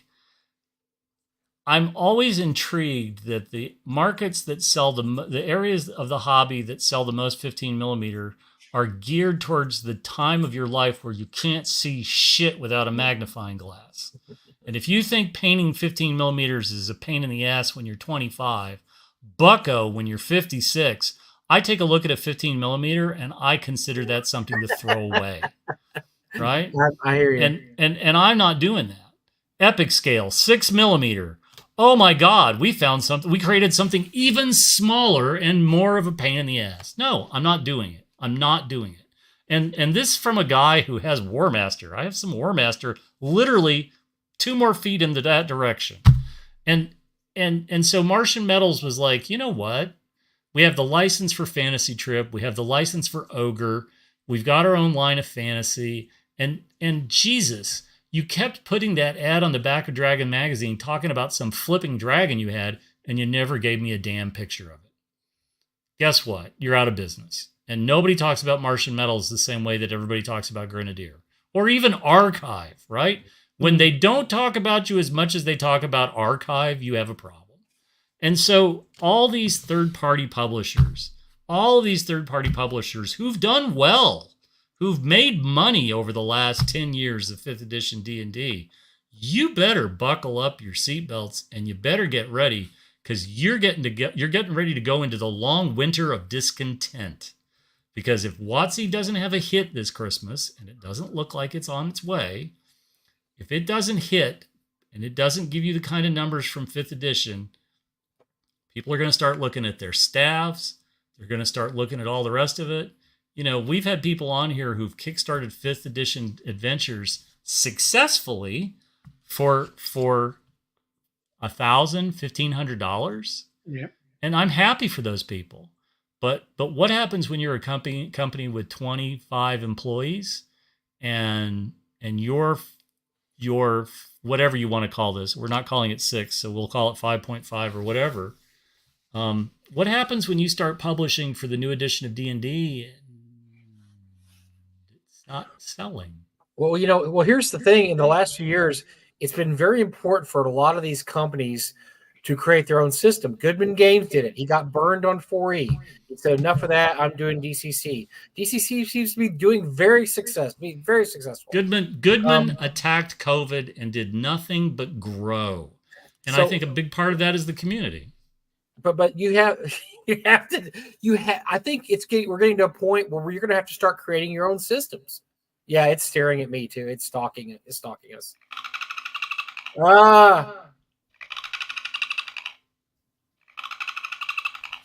Sorry. But you're gonna have to think about, do we want to tie ourselves to a company who may or may not be the next look, they had 10 years of success, a decade. In the gaming industry, that's insane. Nobody has success for a decade in the gaming industry. The things change too quickly. Things switch. Things go out of. It's easy to cover up the mistakes when you're making Scrooge McDuck money. It's when money gets tight that the oh shit sphincter tightening starts. And there should be a lot of tightening sphincters, not just at WotC, right? Like, I wish Paizo all the best, but how the hell are you gonna? I hear no buzz. I hear no buzz about Pathfinder or Starfinder. I never hear it. I go to stores, I get nothing. I don't see online chatter about this. I don't see, I just don't know how you do it. And well, it's all going to shake out in the next year. We and Eric and I have been saying this before you even came on the show, Jim, for the last 2 years. This is going to be the shakeout year, 50th anniversary. How is WotC going to react to the 50th anniversary? How do the fans react to it? And it's been lackluster. Yeah. It's been Would it meh? We I mean, beat this dead horse a long time ago, yeah, and it's so absolutely. funny because one of the things that I thought to myself this week was, gosh, one of the most interesting things I've seen is a plushie of the idol from the cover of the Player's Handbook, and I'm like, I holy got it. shit! Like I sort of want one of those. I bought it. I bought it. I got it. I sort of want one of those, and the Pretty cool. displacer's kind of nice too. I like kind of the displacer. That's okay, but so much of the rest of it is just hot garbage, right? Yep. And again, Series 7 and your endless flipping emails, the Series 7 figures have been abominable, right? They've been stupidly. Yeah, I mean, if you wanted a retro 1979 experience in action figures, Super 7's given it to you, but it certainly doesn't it doesn't Not the reflect way what. you want it. Well, okay, okay. Let me run a theory by you guys. Uh-oh. Oh God. This is a scary theory too. So COVID bounced everybody up because everybody was stuck at home, nothing to do. You couldn't go out to eat. You couldn't do anything. Online gaming went nuts. Watsy had to hire more people. Everything went crazy. Then they got in their head that, hey, man, this is an undervalued market. What if that was as good as it's ever going to get? Well, what if that was a bump and now we're going to go back down to the mean and those millions of people aren't out there wanting to play D&D? Let's remember that 5th edition was the new high water mark. And the last high water mark was probably 3rd edition. And the last high water mark before that was 1982, 1983. They had a bump in about 1990. They had a little bump when 2E was first popular, but yeah. But I don't think that 2E was a market as large as, oh my God, 1980, 81, 82, that run. Well, yeah, up to 84, yeah. From 81 to 84. I just don't think it that way. Yeah. It was outselling Monopoly. It outsold Monopoly. Yes. And so let's have that oh shit moment, right? Because all the other publishers, we could name them. We could say Troll Lord, we could say Frog God. What happens if you haven't built community, right? And I always cite these two, Shadow Dark and DCC. These are two very, very close-knit communities. They've coalesced. They are their own sort of, in the multiverse, they're their own plane of existence. And that's great for them. But what happens when, your stores just start to see the drop off and it starts to slow down? Because if I'm Troll Lord, if I'm Frog God, if I'm fill in whoever, pace setter, all the rest, how do you counter that? How do you counter that when your sales are going to drop because the market has collapsed out of people who are actively gaming? Because it's been a while since we've seen that, and we remember a lot of this stuff. You're counting on consumer loyalty, Jim. That's what you're counting on. Like you said, community. You're counting on consumer loyalty because, like I said, my theory is, I think that was the high watermark. I absolutely do. I don't think they're going to get that big a bump from 5th edition. I'm sorry, from the 50th anniversary. I don't think they're going to get that big a bump from the VTT. I think it'll be respectable. It's not going to be what COVID was. COVID was a one and done. So let's talk about COVID. Let's talk about COVID. You brought up 84. There was not another bump like that for 20 years. That was a perfect storm of, we've never seen this game. It's cool. All the kids are playing it. 81 through 84. That was a perfect storm that didn't hit again for over 20 years. Yes. And so let's talk about COVID. I can't tell you how interesting it was to hear that some of my son's high school classmates were getting COVID checks. Yep, there you go, right there. And so let me also talk about. I was working at a retail store. I'll just say it. I was working at a gun store. And if people had any idea of how many COVID checks got turned around for firearm purchases, their jaws would hit the floor. Mm-hmm. And every day I had guys who had cashed the check and had come in to buy whatever out of the cabinet or the wall. And at one point I would say 2/3 of the firearms purchases for a good couple of months were all with COVID checks. Now, I think that's a staggering number, but I really genuinely would say that for about a 2 or 3 month period, that's what a percentage of it was. And the store made money hand over fist, but never thought it was going to see that experience again. Sure. The owners never thought that was going to be the experience again. And it hasn't. I can tell you that collectibles, when you're going to give people money, they're going to start collecting things because now they have money. This entire notion of collecting first appearances started in COVID with people who had COVID money and began buying up all these old comic books with first appearances. And now there's the first appearance app tracker, the app that lets you track all this stuff. But barring another pandemic and government handouts, we aren't going to see that. We're just not. And so, Jim, I think these people are crazy. Yes. When they're banking on this, and it appears WotC was as far back as 2022 when they say this product's under monetized. It's like I said before about corporations, and their culture is you're only moving one way up. Everything that everybody else did sucks. We're going to take this company to this next level. You don't go to a corporation and go, we're going to stay the same and do okay. We might have to go down. No, your stockholders don't want to hear that. Your shareholders don't want to hear that. They want to hear that things are going up, up, up, and whatever. And I think they have absolutely worked themselves in a corner here because I just don't think they're going to hit those numbers. And if that's the numbers they're shooting for, if that's the under-monetized market, I just think it's going to be a disaster. That's just my theory. So let's go back. Let's go back to our hypothetical discussion about moving Gary Con to a bigger venue. When the day comes that Luke can't fill every hotel room at the Grand, we'll know why he didn't move to Milwaukee. Yeah. And I don't see that being a thing. I just don't. There's too many people knocking the door down. But there's, again, I think there's a lot of stuff. There's a lot of people and a lot of companies in the RPG sector that have not really figured out how to prepare for the storm that's coming. And when money's easy, you can make all the mistakes you want. It's when money's tight that you have to really figure this shit out. And I think we have a lot of people who haven't figured this shit out yet. Because the 50th anniversary D&D stuff that we all want, okay, so I'm sorry, the Idol, you probably ought to buy because everybody wants the Idol and it'll sell out. But all this other stuff, my guess is your Barnes & Noble will start discounting this on December 26th, December 30th. Yeah, sure.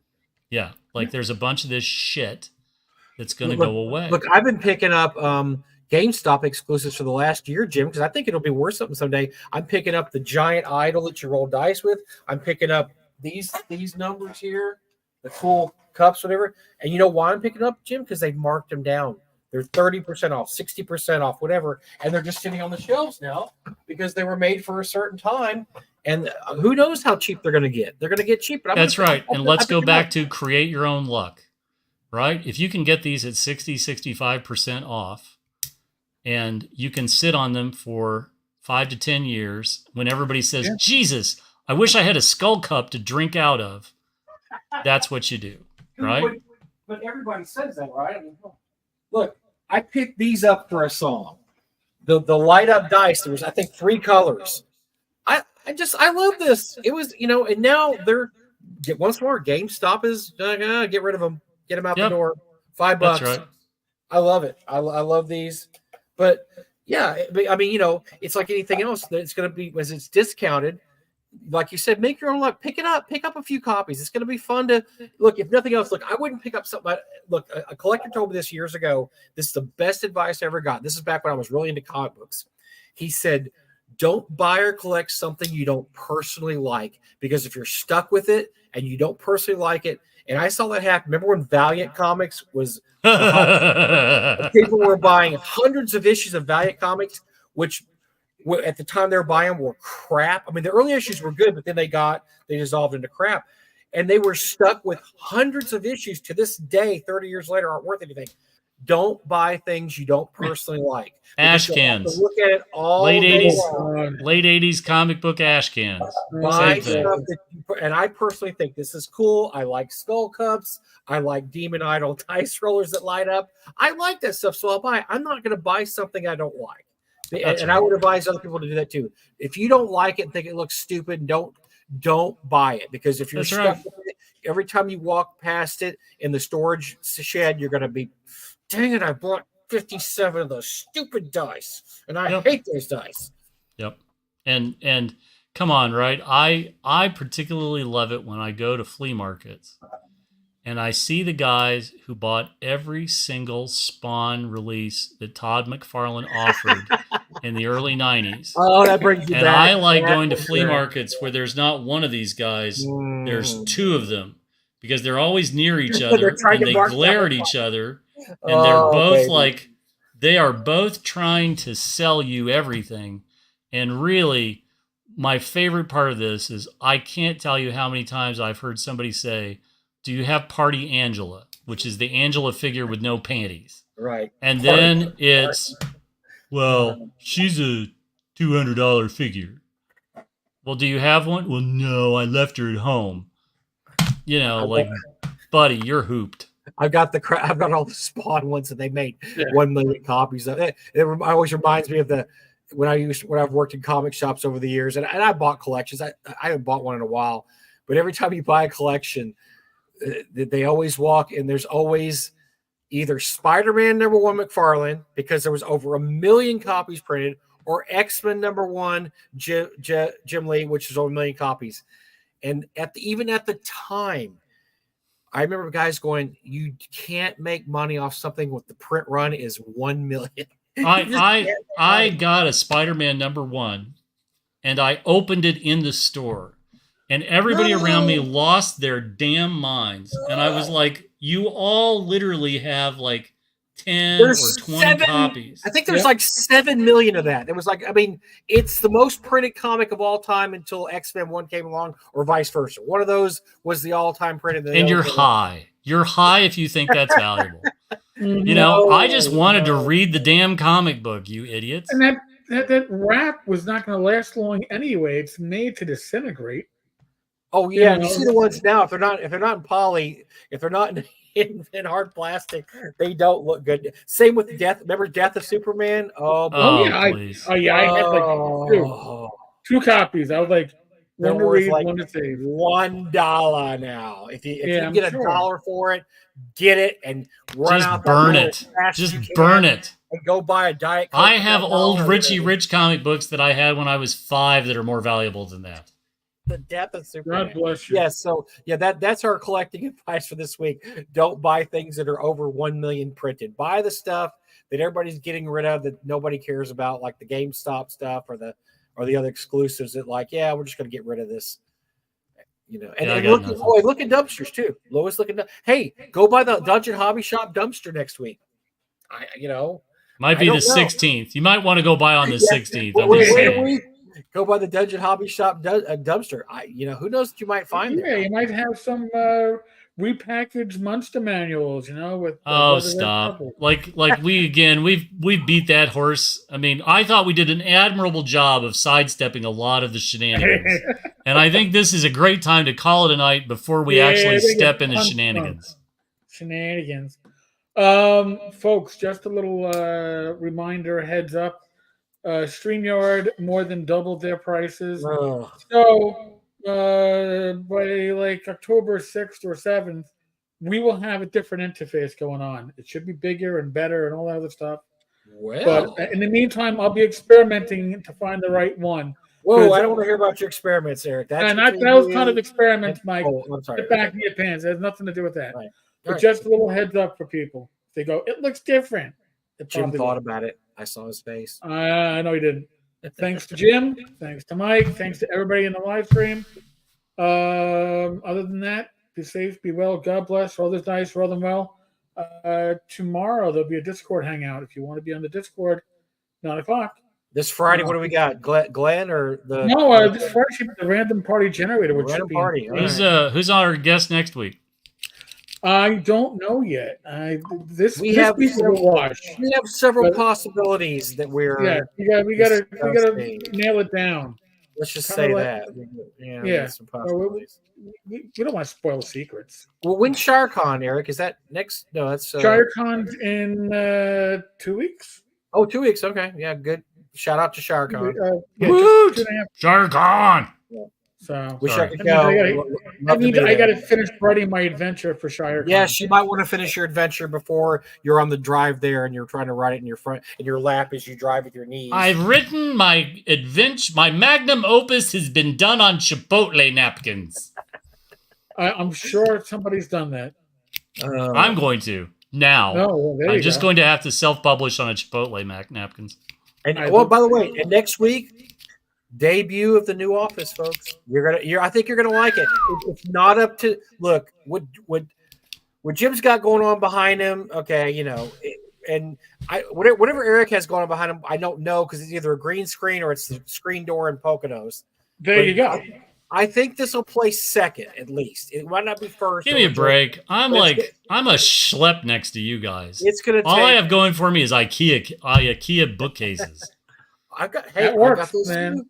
I've got some IKEA cases. My wife's assembling them right now. As I can't figure out IKEA. It's As a long as it math isn't problem. Big Lots. I can't figure it out. Nope. Well, on that note, we have a Later. lot going on next week. Thanks for showing up, everybody. There you go. All right, folks. Bye, Spider. Thank Bye, you. Spider.